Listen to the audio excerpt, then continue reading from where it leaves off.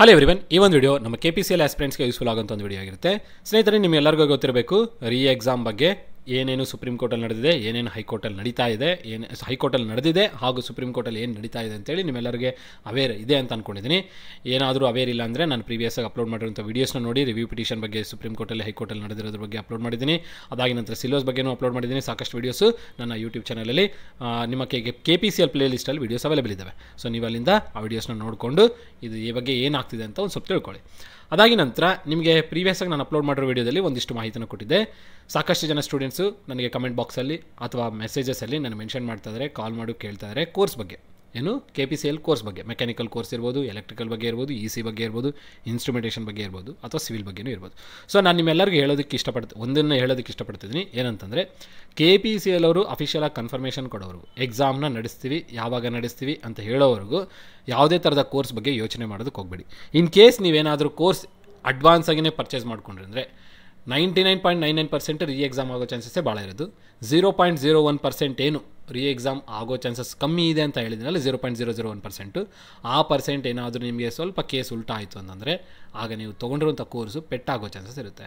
ಹಾಗಾಗಿ ಕೋರ್ಸಿನ ಬಗ್ಗೆ ಸದ್ಯಕ್ಕೆ ಯೋಚನೆ ಮಾಡೋದನ್ನು ಡ್ರಾಪ್ ಮಾಡಿ. ಏನು ಯೋಚನೆ ಮಾಡಬೇಕು, ಪ್ರಿಪ್ರೇಷನ್ ಬಗ್ಗೆ ಯೋಚನೆ ಮಾಡ್ಕೊಳ್ಳಿ. ನಿಮ್ಮ ಹತ್ರ ಇರೋ ಮೆಟೀರಿಯಲ್ನ ಯೂಸ್ ಮಾಡಿಕೊಂಡು, ಅಥವಾ ಯೂಟ್ಯೂಬಲ್ಲಿರೋ ರಿಸೋರ್ಸಸ್ನ ಯೂಸ್ ಮಾಡಿಕೊಂಡು, ಅಥವಾ ನಾವು ಅಪ್ಲೋಡ್ ಮಾಡೋ ರಿಸೋರ್ಸಸ್ನ ಯೂಸ್ ಮಾಡಿಕೊಂಡು ಪ್ರಿಪ್ರೇಷನ್ನ ಮಾಡ್ತಾ ಹೋಗಿ. ಏನಕ್ಕಂದರೆ ನೀವು ಸೇಫ್ ಸೈಡಲ್ಲಿ ಇರಬೇಕು ನಮಗಷ್ಟೇ. ಸೊ ನೀವು ಯಾವುದೇ ಥರದ ಕೋರ್ಸ್ ತೊಗೊಂಡ್ರೂ ನಿಮಗೆ ಪೆಟ್ಟಾಗಬಾರ್ದು. ಇನ್ ಕೇಸ್ ನಾಳೆ ಏನಾದರೂ ಉಲ್ಟಾ ಆಯಿತು, ನೀವು ಕೋರ್ಸ್ ತೊಗೊಂಡಿರೋದು ಲಾಸ್ ಆಯ್ತದೆ, ನಿಮಗೆ ಲಾಸ್ ಆಗುತ್ತೆ. ಸುಮ್ಮನೆ ದುಡ್ಡು ಸ್ಪೆಂಡ್ ಮಾಡ್ದಂಗೆ ಆಗುತ್ತೆ, ನಷ್ಟ ಮಾಡ್ಕೊಂಡಂಗೆ ಆಗುತ್ತೆ. ಇಲ್ಲ ಸರ್, ನಾವು ಬೇರೆ ಎಕ್ಸಾಮ್ಸ್ಗೆ ಯೂಸ್ ಮಾಡ್ಕೊಳ್ತೀವಿ ಅಂದರೆ ತೊಂದರೆ ಇಲ್ಲ. ಬಟ್ ನೀವು 7-8 ವರ್ಷ ಅಪ್ಲೈ ಮಾಡಿರ್ತೀರಿ, ಹಿಂದೆ ವರ್ಷ ಅಪ್ಲೈ ಮಾಡಿರೋರು, ನಿಮ್ಗೆ ಎಲಿಜಿಬಿಲಿಟಿ ಇದೆ ಅಂತಂದರೆ ತೊಂದರೆ ಇಲ್ಲ. ಎಲಿಜಿಬಿಲಿಟಿ ಇಲ್ಲ, ಕಳ್ಕೊಂಡಿದ್ದೀವಿ, ಲಾಸ್ಟ್ ಇನ್ನೊಂದು ಕೊನೆ ಎಂಡಲ್ಲಿ ಇದ್ದೀವಿ ಅಂತಂದಾಗ ಕೋರ್ಸ್ ಬಗ್ಗೆ ಯೋಚನೆ ಮಾಡೋದು ಸ್ವಲ್ಪ ದೂರ ಇಟ್ಟರೆ ಬೆಸ್ಟ್ ಅಂತ ನನ್ನ ಒಪಿನಿಯನ್ ಆಗಿರುತ್ತೆ. ಸೊ ನೀವು ನಿಮ್ಮ ಪರ್ಸನಲ್ ಒಪಿನಿಯನ್ ನಿಮ್ದು ಏನಿರುತ್ತೆ ಅದ್ರ ಬಗ್ಗೆ ಡಿಸಿಷನ್ ತೊಗೊಳ್ಳಿ, ತೊಂದರೆ ಇಲ್ಲ. ಬಟ್ ನನ್ನ ಒಪಿನಿಯನ್ ಇಷ್ಟಿದೆ, ಸದ್ಯಕ್ಕೆ ಕೋರ್ಸ್ ಬಗ್ಗೆ ಯೋಚನೆ ಮಾಡ್ಕೋಬೇಡಿ.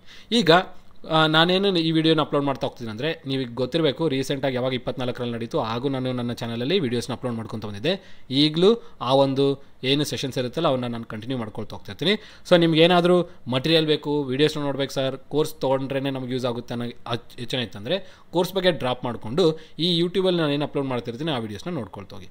ಸೊ ನಾನು ನನ್ನ ಚಾನಲಲ್ಲಿ ಮೆಕ್ಯಾನಿಕಲ್ ಸಿವಿಲ್ ಆಟೋಮೊಬೈಲ್ಗೆ ಕಂಟೆಂಟ್ ಅಪ್ಲೋಡ್ ಮಾಡ್ತಾ ಇರ್ತೀನಿ. ನಿಮಗೆ ಎಲೆಕ್ಟ್ರಿಕಲ್ EC ಹಾಗೂ ಇನ್ಸ್ಟ್ರುಮೆಂಟೇಷನ್ ಬೇಕು ಅಂದರೆ ನೌಕರಿ ಗೆಳೆಯ ಅಂತ ಚಾನಲ್ ಇದೆ, ಅವರು ಆ ಒಂದು ಕಂಟೆಂಟ್ನ ಡೆವಲಪ್ ಮಾಡ್ತಾರೆ. ನೀವು ಅಲ್ಲಿಂದ ಆ ಕಂಟೆಂಟ್ನ ನೋಡ್ಕೊಳ್ತಾ ಹೋಗ್ತಾ ಇರ್ಬೋದು, ಆ ಒಂದು 3 ಡಿಪಾರ್ಟ್ಮೆಂಟ್ಗೆ, EC, EEE ಹಾಗೂ ಇನ್ಸ್ಟ್ರುಮೆಂಟೇಷನ್ಗೆ. ಸೊ ಈಗ ಈ ವಿಡಿಯೋದಲ್ಲಿ ನಾನು ಯಾರ್ಯಾರಿಗೆ ಮಾಡ್ತಿರ್ತೀನಿ, ಮೆಕ್ಯಾನಿಕಲ್, ಆಟೋಮೊಬೈಲ್, ಸಿವಿಲ್. ಸೊ ಈ ಒಂದು ವಿಡಿಯೋದಲ್ಲಿ ನಾನೊಂದಿಷ್ಟು ಇಂಪಾರ್ಟೆಂಟ್ ಪ್ರಶ್ನೆಗಳನ್ನ ತೊಗೊಂಡಿದ್ದೀನಿ.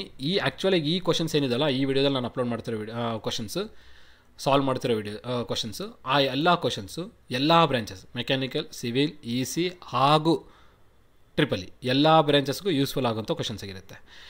AE ಹಾಗೂ JE ಎಲ್ಲದಕ್ಕೂ ಅಂತ ಅನ್ಬೋದು. ಹಾಗಾಗಿ ಈ ಒಂದು ವಿಡಿಯೋ ನಿಮಗೆ ಇಂಪಾರ್ಟೆಂಟ್ ಆಗಿರುತ್ತೆ. ವಿಡಿಯೋನ ಮಿಸ್ ಮಾಡ್ಕೊಳ್ಕೋಬೇಡಿ, ಸ್ಕಿಪ್ನೂ ಮಾಡ್ಕೋಬೇಡಿ. ಎಲ್ಲ ಎಕ್ಸ್ಪ್ಲನೇಷನ್ ಇಂಪಾರ್ಟೆಂಟ್ ಆಗಿರೋ ಕಾರಣದ ವಿಡಿಯೋನ ಕಂಪ್ಲೀಟಾಗಿ ವಾಚ್ ಮಾಡಿ. ಈ ವಿಡಿಯೋ ಇಷ್ಟ ಆದರೆ ಲೈಕ್ನ ಮಾಡಿ, ಚಾನಲ್ಗೆ ಸಬ್ಸ್ಕ್ರೈಬ್ ಆಗಿದ್ರೆ ಸಬ್ಸ್ಕ್ರೈಬ್ ಮಾಡಿ, ಹಾಗೂ ನಿಮ್ಮ ಫ್ರೆಂಡ್ಸ್ ಜೊತೆಗೂ ಶೇರ್ ಮಾಡಿ. ಅಥವಾ ಇನ್ನಿತರ ಗ್ರೂಪ್ಸ್ ಇದ್ರೂ ಅಲ್ಲೂ ಈ ವಿಡಿಯೋನ ಶೇರ್ ಮಾಡ್ಕೊಳ್ಳಿ. ಯೂಸ್ ಮಾಡ್ಕೊಳ್ಳೋರು ಯೂಸ್ ಮಾಡ್ಕೊಳ್ತಾರೆ. ಅದಾದ ನಂತರ ಇದೇ ವಿಡಿಯೋನ ಡಿಸ್ಕ್ರಿಪ್ಷನ್ ಬಾಕ್ಸಲ್ಲಿ ಒಂದು ಲಿಂಕ್ ಕೊಟ್ಟಿರ್ತೀನಿ. ಆ ಲಿಂಕ್ ಏನಪ್ಪ ಅಂದರೆ ನನ್ನ ಇನ್ನೊಂದು ಚಾನಲ್ ಇದೆ, ಆ ಒಂದು ಚಾನಲ್ನ ನೀವು ಫಾಲೋ ಮಾಡೋದಕ್ಕೆ. ಆ ಚಾನಲ್ ಯಾವುದಕ್ಕೆ ಸಂಬಂಧಪಟ್ಟಿದ್ದಂದರೆ KPCL ಅಪ್ಡೇಟ್ಸ್ಗೆ ಸಂಬಂಧಪಟ್ಟಂತೆ ಆ ಚಾನಲ್ನ ಫ್ರೇಮ್ ಮಾಡಿದ್ದೀನಿ. ಸೊ ಹಾಗಾಗಿ ನಿಮ್ಗೆ ಏನಾದರೂ KPCL ಬಗ್ಗೆ ಅಪ್ಡೇಟ್ಸ್ ಕೊಡಬೇಕಂದ್ರೆ ಇಲ್ಲೂ ಕೊಟ್ಟಿರ್ತೀನಿ. ಇಲ್ಲಿ ಮಿಸ್ ಮಾಡಿಕೊಂಡ್ರೆ ಚಾನಲಲ್ಲಾದರೂ ನೀವು ನೋಡ್ಬೋದು. ಸೊ ಹಾಗಾಗಿ ಆ ಚಾನಲ್ಗೆ ಜಾಯ್ನ್ ಆಗಬೇಕು ಅಂತ ಇತ್ತು ಅಂದರೆ ಕೆಳಗಡೆ ಡಿಸ್ಕ್ರಿಪ್ಷನ್ ಬಾಕ್ಸಲ್ಲಿ ಕೊಟ್ಟಿರುವಂಥ ಲಿಂಕ್ನ ಕ್ಲಿಕ್ ಮಾಡಿಬಿಟ್ಟು ಚಾನಲ್ನ ಜಾಯ್ನ್ ಆಗಿ. ಈಗ ಮೊದಲನೇ ಪ್ರಶ್ನೆ ಕಡೆಗೆ ಬರೋಣ. ನೋಡಿ, ಇದು ನಮಗೆ ಯಾವ ಒಂದು ಸಬ್ಜೆಕ್ಟಿಗೆ ಸಂಬಂಧಪಟ್ಟಿದ್ದಂದರೆ, ನೀವು ಡಿಪ್ಲೊಮೋದಲ್ಲಾದರೆ 5th ಸೆಮಿಸ್ಟ್ರಲ್ಲಿ ಓದಿರ್ತೀರ BMS ಆ್ಯಂಡ್ IC, ಅಥವಾ ನೆಕ್ಸ್ಟ್ 2015 ಸಿಲೆಬಸ್ C15 ಸಿಲೆಬಸ್ ಮೇಲ್ಗಡೆ ಇದ್ದರೆ ಇಂಡಸ್ಟ್ರಿಯಲ್ ಮ್ಯಾನೇಜ್ಮೆಂಟ್ ಸಿಲೆಬಸ್ ಅಂತ ಏನಿದೆ ಅಲ್ಲಿ ಓದಿರ್ತೀರ. ಇಂಜಿನಿಯರಿಂಗ್ ಅಲ್ಲಾದರೆ ಆಪರೇಷನಲ್ ರಿಸರ್ಚು, ಇಂಡಸ್ಟ್ರಿಯಲ್ ಮ್ಯಾನೇಜ್ಮೆಂಟ್ ಅಂತ ಏನಿರುತ್ತಲ್ಲ ಅಲ್ಲಿ ಓದಿರ್ತೀರ. ಸೊ ಒಟ್ಟಾರೆ ಈ ಕ್ವಶನ್ಸ್ ಏನಿದೆಲ್ಲ common for all branches, EC, EEE, mechanical, civil. Okay. So ಮೊದಲ ಪ್ರಶ್ನೆ ಏನಿದೆ ಅಂತ ನೋಡಿ, ಯಾವ ಒಂದು ಕಾನ್ಸೆಪ್ಟ್ ಬಗ್ಗೆ ಇದೆ ಅಂದರೆ ABC ಅನಾಲಿಸಿಸ್ ಅನ್ನೋ ಒಂದು ಕಾನ್ಸೆಪ್ಟ್ ಬಗ್ಗೆ ಈ ಒಂದು ಪ್ರಶ್ನೆ ಇದೆ. ಸೊ ಪ್ರಶ್ನೆ ಏನಂತ ಕೊಟ್ಟಿದ್ದಾರೆ ನೋಡಿ, ಇನ್ ABC ಅನಾಲಿಸಿಸಲ್ಲಿ large number of items with small annual consumption. ಏನು ಲಾರ್ಜ್ ನಂಬರ್ ಆಫ್ ಐಟಮ್ಸು, ಕಮ್ಮಿ ಕನ್ಸಪ್ಷನ್, ಆ್ಯನ್ಯುವಲ್ ಕನ್ಸಪ್ಷನ್ ಅಂದರೆ ವರ್ಷದ ಕನ್ಸಪ್ಷನ್ ಕಮ್ಮಿ ಇರುವಂಥದ್ದು, ಲಾರ್ಜ್ ನಂಬರ್ ಆಫ್ ಐಟಮ್ಸ್ ಇರುವಂಥದ್ದು ಯಾವುದು ಅಂತ ಕೇಳಿದ್ದಾರೆ. ಮೊದಲನೇದಾಗಿ ಈ ABC ಅನಾಲಿಸಿಸ್ ಅಂದರೆ ಏನು, ಆ ABC ಅನಾಲಿಸಿಸಲ್ಲಿ ABC ಅಂದರೆ ಏನು, ಇದನ್ನೆಲ್ಲ ನಾನು ನಿಮಗೆ ಹೇಳ್ತಾ ಹೋದರೆ ನಿಮಗೆ ಒಂದು ಕ್ವಶನ್ನ ಸಾಲ್ವ್ ಮಾಡೋದಕ್ಕೆ ಈಸಿ ಆಗುತ್ತೆ. ಸೊ ನೋಡಿ, ಮೊದಲನೇ ಪಾಯಿಂಟು ABC ಅಂತ ಅನ್ನೋದೇನಿದೆಯಲ್ಲ, ಇದು ಒಂದು ಅನಾಲಿಸಿಸ್. ಇದು ಈ ಅನಾಲಿಸಿಸ್ನ ನಾವೆಲ್ಲಿ ಯೂಸ್ ಮಾಡ್ತೀವಿ ಅಂದರೆ ಒಂದು ಆರ್ಗನೈಸೇಷನ್ ಅಥವಾ ಮ್ಯಾನುಫ್ಯಾಕ್ಚರಿಂಗ್ ಆರ್ಗನೈಸೇಷನ್ ಒಳಗಡೆ, ಮ್ಯಾನುಫ್ಯಾಕ್ಚರಿಂಗ್ ಸೆಕ್ಟರ್ ಒಳಗಡೆ ಒಂದು ಇನ್ವೆಂಟ್ರಿ ಮಾಡೋದಕ್ಕೆ ಈ ಒಂದು ಅನಾಲಿಸಿಸ್ನ ಯೂಸ್ ಮಾಡ್ತೀವಿ. ಎಲ್ಲಿ ಯೂಸ್ ಮಾಡ್ತೀವಿ? Used for inventory purpose.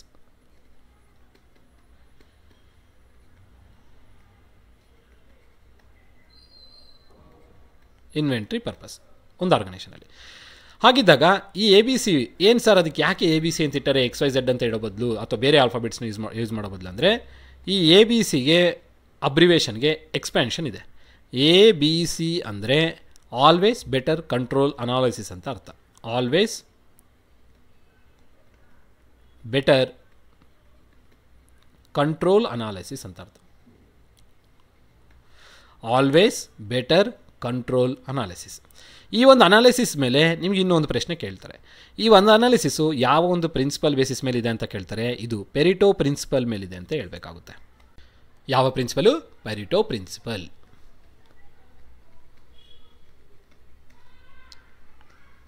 So ಈ ಪೆರಿಟೋ ಪ್ರಿನ್ಸಿಪಲ್ನ 80/20 ರೂಲ್ ಅಂತಲೂ ಕರೀತಾರೆ. 80/20 ರೂಲ್ ಅಂತಲೂ ಕರೀತಾರೆ. Very very important.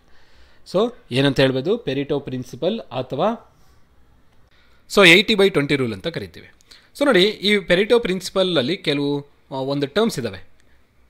Significant few and insignificant many ಅಂತೇಳಿ. ಸೊ ಆರ್ಗನೈಸೇಷನಲ್ಲಿ ಈ ಒಂದು ಟರ್ಮ್ಸ್ ಏನಿದೆಲ್ಲ ಸಾಕಷ್ಟು ಕಡೆ ಯೂಸ್ ಮಾಡ್ತೀವಿ.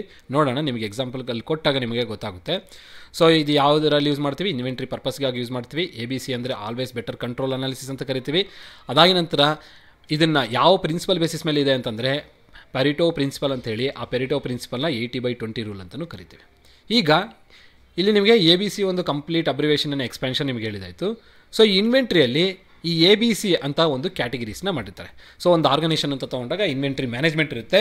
ಏನಪ್ಪ ಈ ಇನ್ವೆಂಟ್ರಿ ಮ್ಯಾನೇಜ್ಮೆಂಟ್ ಅಂದರೆ, ಕಂಪ್ನಿ ಒಳಗಡೆ ಅಥವಾ ಆರ್ಗನೈಸೇಷನ್ ಒಳಗಡೆ ಇರುವಂಥ ರಿಸೋರ್ಸಸ್ನ ಅಲೋಕೇಶನ್ ಮಾಡೋದ್ರೊಳಗಡೆ ಯೂಸ್ ಮಾಡ್ಕೊಳ್ಳೋದಕ್ಕೆ ಈ ಇನ್ವೆಂಟ್ರಿ ಮ್ಯಾನೇಜ್ಮೆಂಟ್ ಇರುತ್ತೆ. ಆ ಒಂದು ಕಾಂಪೊನೆಂಟ್ಸ್ನ ಇನ್ವೆಂಟ್ರಿ ಮಾಡ್ತೀವಿ ನಾವು. ಓಕೆ, ಸೊ ಇಲ್ಲಿ ಈ ಇನ್ವೆಂಟ್ರಿ ಒಳಗಡೆ, ಈ ಇನ್ವೆಂಟ್ರಿನಲ್ಲಿ ನಾವು ಕೆಲವು ಕಾಂಪೊನೆಂಟ್ಸ್ನ ಕ್ಯಾಟಗರೈಸ್ ಮಾಡ್ತೀವಿ. ಏನು ಮಾಡ್ತೀವಿ? ಕ್ಯಾಟಗರೈಸ್ ಮಾಡ್ತೀವಿ. ಇವಾಗ ನೋಡಿ, ಯಾವುದೋ ಒಂದು ಮಾರ್ಟ್ ಅಂತಲೇ ತೊಗೊಳ್ಳಿ.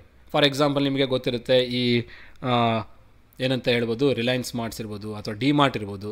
ಈ ಒಂದು ಶಾಪಿಂಗ್ ಸೆಂಟ್ರ್ ಒಳಗಡೆ ಅಥವಾ ಈ ಒಂದು ಗ್ರಾಸರಿ ಸೆಂಟ್ರ್ ಒಳಗಡೆ ನಾವೇನು ಮಾಡ್ತೀವಿ? ನೀವು ಅಲ್ಲಿ ಒಳಗಡೆ ಎಂಟ್ರಿ ಆದರೆ ಸಾಕು. ಡಿ ಮಾರ್ಟಲ್ಲಿ ನಿಮ್ಗೆ ಏನೇನು ನೋಡ್ಬೋದು?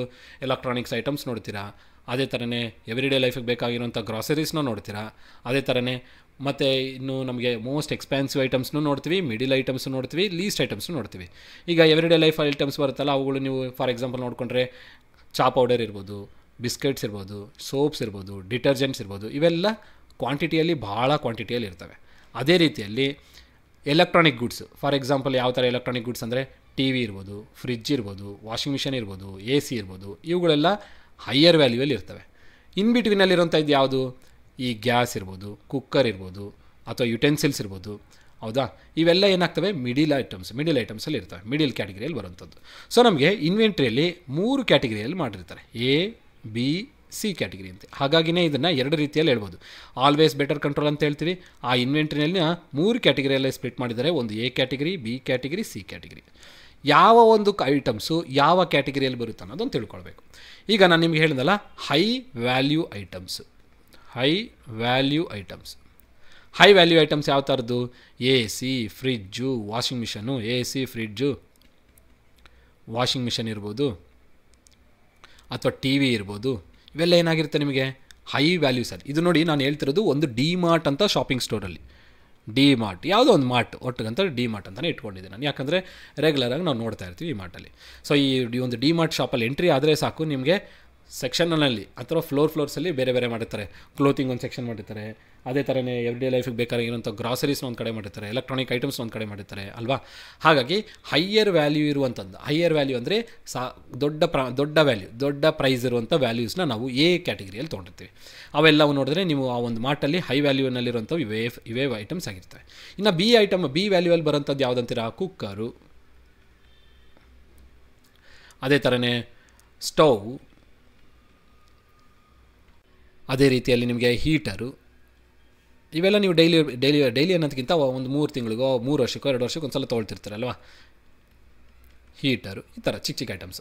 ಅದೇ ರೀತಿಯಲ್ಲಿ ಇನ್ನೂ ಚಿಕ್ಕ ಐಟಮ್ಸ್ ಇರುತ್ತೆ. ಯಾವ ಥರದ್ದು ಅಂತೀರಾ? ಡೈಲಿ ಪರ್ಪಸ್ಗೆ ಯೂಸ್ ಮಾಡೋಂಥದ್ದು, ಡೈಲಿ ಗ್ರಾಸರೀಸು. ಲೈಕ್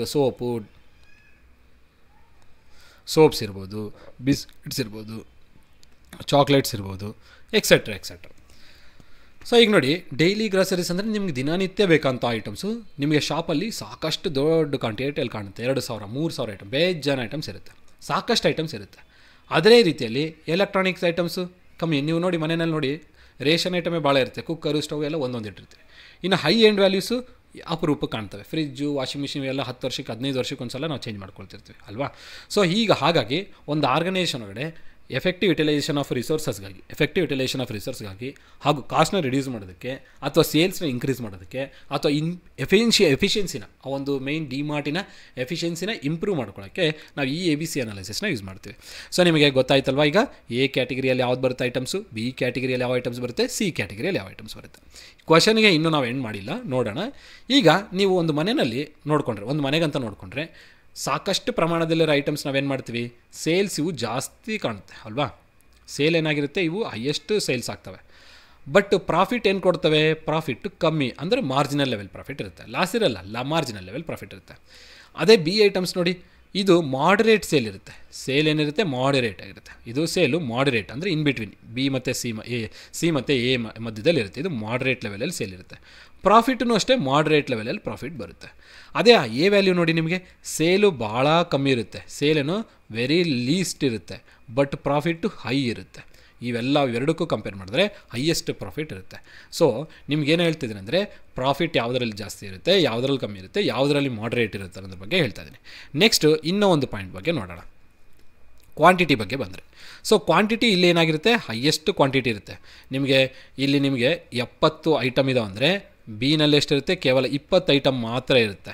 ಸಿನಲ್ಲಿ ಏನಾಗಿರುತ್ತೆ, ಎನಲ್ಲಿ ಭಾಳ ಕಮ್ಮಿ ಐಟಮ್ ಇರುತ್ತೆ. ಎಷ್ಟು, 10. ಈಗ 100 ಐಟಮ್ ಇದಾವೆ ಅಂತಂದರೆ 100 ಐಟಮಲ್ಲಿ ನೀವು ಇಲ್ಲಿ 70 ಐಟಮ್ನ ಇಲ್ಲಿ ನೋಡ್ಬೋದು, 20 ಐಟಮ್ನ ನಾವು ಇಲ್ಲಿ ನೋಡ್ಬೋದು, 10 ಐಟಮ್ನ ಇಲ್ಲಿ ನೋಡ್ಬೋದು. ಬಟ್ ನೋಡಿ, ಇರೋ ಐಟಮ್ಸ್ ಕಮ್ಮಿ, ಬಟ್ ಪ್ರಾಫಿಟ್ ಏನಿದೆ ಜಾಸ್ತಿ ಇದೆ. ಇಲ್ಲಿ 20 ಇದ್ದರೆ ಇಲ್ಲಿ ಮಾಡರೇಟ್, ಇಲ್ಲಿ ನೋಡಿ 70 ಐಟಮ್ ಇದೆ, ಬಟ್ ಪ್ರಾಫಿಟ್ ಏನು ಮಾರ್ಜಿನಲ್ ಲೆವೆಲ್ ಪ್ರಾಫಿಟ್, ಎಗಿಂತ ನಮಗೇನು ಇಲ್ಲಿ ಕಮ್ಮಿ ಬರುತ್ತೆ. ಸೊ ನೀವು ಪ್ರಾಫಿಟ್ ವಿಚಾರದಲ್ಲಿ ನೋಡೋದಾದರೆ ಎ ಪ್ರಾಫಿಟ್ ನಿಮಗೆ ಜಾಸ್ತಿ ಇರುತ್ತೆ ಬಿ ಪ್ರಾಫಿಟ್ಗಿಂತ, ಬಿಗಿಂತ ನಮಗೆ ಸಿ ಅತಿ ಲೀಸ್ಟಾಗಿರುತ್ತೆ. ಸೊ ಏನು profit is more than C, as profit is more than B ಆಗಿರುತ್ತೆ. ಅದಾಗಿ ನಂತರ ಕನ್ಸಂಪ್ಷನ್ ರೇಟ್ ನೋಡಿದ್ರೆ ನಿಮಗೆ ಎವ್ರಿ ಡೇ ಲೈಫಿನ ಐಟಮ್ಸ್ ಏನು ಬೇಕು, ಯಾವತ್ತೂ ಬೇಕೇ ಬೇಕು, ಪ್ರತಿದಿನ. ಸೊ ಖಾಲಿ ಆಗ್ತಾನೇ ಇರ್ತವೆ ಯಾವಲ್ವಾ. ಸೊ ಕನ್ಸಂಪ್ಷನ್ ರೇಟ್ ಏನಾಗಿರುತ್ತೆ, ಸಿನಲ್ಲಿ ಕನ್ಸಂಪ್ಷನ್ ರೇಟು ಜಾಸ್ತಿ ಇರುತ್ತೆ ಕಂಪೇರ್ಡ್ ಟು ಬಿಗಿಂತ ಎನಲ್ಲಿ ಕನ್ಸಂಪ್ಷನ್ ರೇಟು ಭಾಳ ಕಮ್ಮಿ ಇರುತ್ತೆ. ಅಂದರೆ ಕನ್ಸಂಪ್ಷನ್ ರೇಟ್ ಯಾವುದರಲ್ಲಿ ಕಮ್ಮಿ, ಎನಲ್ಲಿ. ಇಲ್ಲೇ ನೋಡ್ತಿರಲ್ಲ, ಕ್ವಾಂಟಿಟೀಸ್ ಕಮ್ಮಿ ಇದ್ದಾವೆ, ಕಮ್ಮಿ ಕ್ವಾಂಟಿಟಿನ ಕನ್ಸಂಪ್ಷನ್ ಮಾಡ್ತಾರೆ, ಬಟ್ ಪ್ರಾಫಿಟ್ ಜಾಸ್ತಿ ಇರುತ್ತೆ. ಸೇಲ್ ಯಾವ್ದು ಜಾಸ್ತಿ ಸೇಲ್ ಆಗ್ತಿರ್ತವೆ ನಿಮಗೆ, ಸೇಲು ಎನಲ್ಲಿ ಭಾಳ ಸೇಲ್ನ ನೀವು ಕಾಣ್ತೀರಾ. ಈಗ ನೀವು ನೋಡಿ, ಪ್ರತಿದಿನ ವಾರಕ್ಕೊಂದ್ಸಲ ಹೋಗ್ತೀರಾ, ಗ್ರಾಸರೀಸ್ನ ತರ್ತೀರಾ, ಅಂದರೆ ಸೇಲ್ ಭಾಳ ಆಗ್ತಿದೆ, ಕ್ವಾಂಟಿಟಿನೂ ಭಾಳ ಇದ್ದಾವೆ, ಭಾಳ ತೊಗೊಂಬರ್ತಾಯಿದ್ವಿ. ಅದೇ ನಿಮಗೆ ಫ್ರಿಜ್, ವಾಷಿಂಗ್ ಮಿಷಿನ್ ಎಲ್ಲ 10 ವರ್ಷಕ್ಕೆ 15 ವರ್ಷಕ್ಕೆ ಒಂದು ಸಲ ತರ್ತಿದ್ದಾರೆ, ಅಂದರೆ ಸೇಲ್ ಕಮ್ಮಿ ಇದೆ, ಬಟ್ ಕಂಪನಿಗೆ ನೋಡಿಕೊಂಡ್ರೆ ಅದು ಪ್ರಾಫಿಟ್ ಭಾಳ ಕೊಡ್ತಿರುತ್ತೆ. ಕ್ವಾಂಟಿಟಿ ಏನಾಗಿರ್ತವೆ, ಕಮ್ಮಿ ಕ್ವಾಂಟಿಟಿ ಇರ್ತವೆ. ನೀವು ಅಂಗಡಿಯಲ್ಲಿ ಹೋದರೆ 1000 ಗಟ್ಟಲೆ ನಿಮಗೆ ಫ್ರಿಜ್ಗಳೆಲ್ಲ ಕಾಣಲ್ಲ, ಕಮ್ಮಿ ಇರುತ್ತೆ ಅಲ್ವಾ.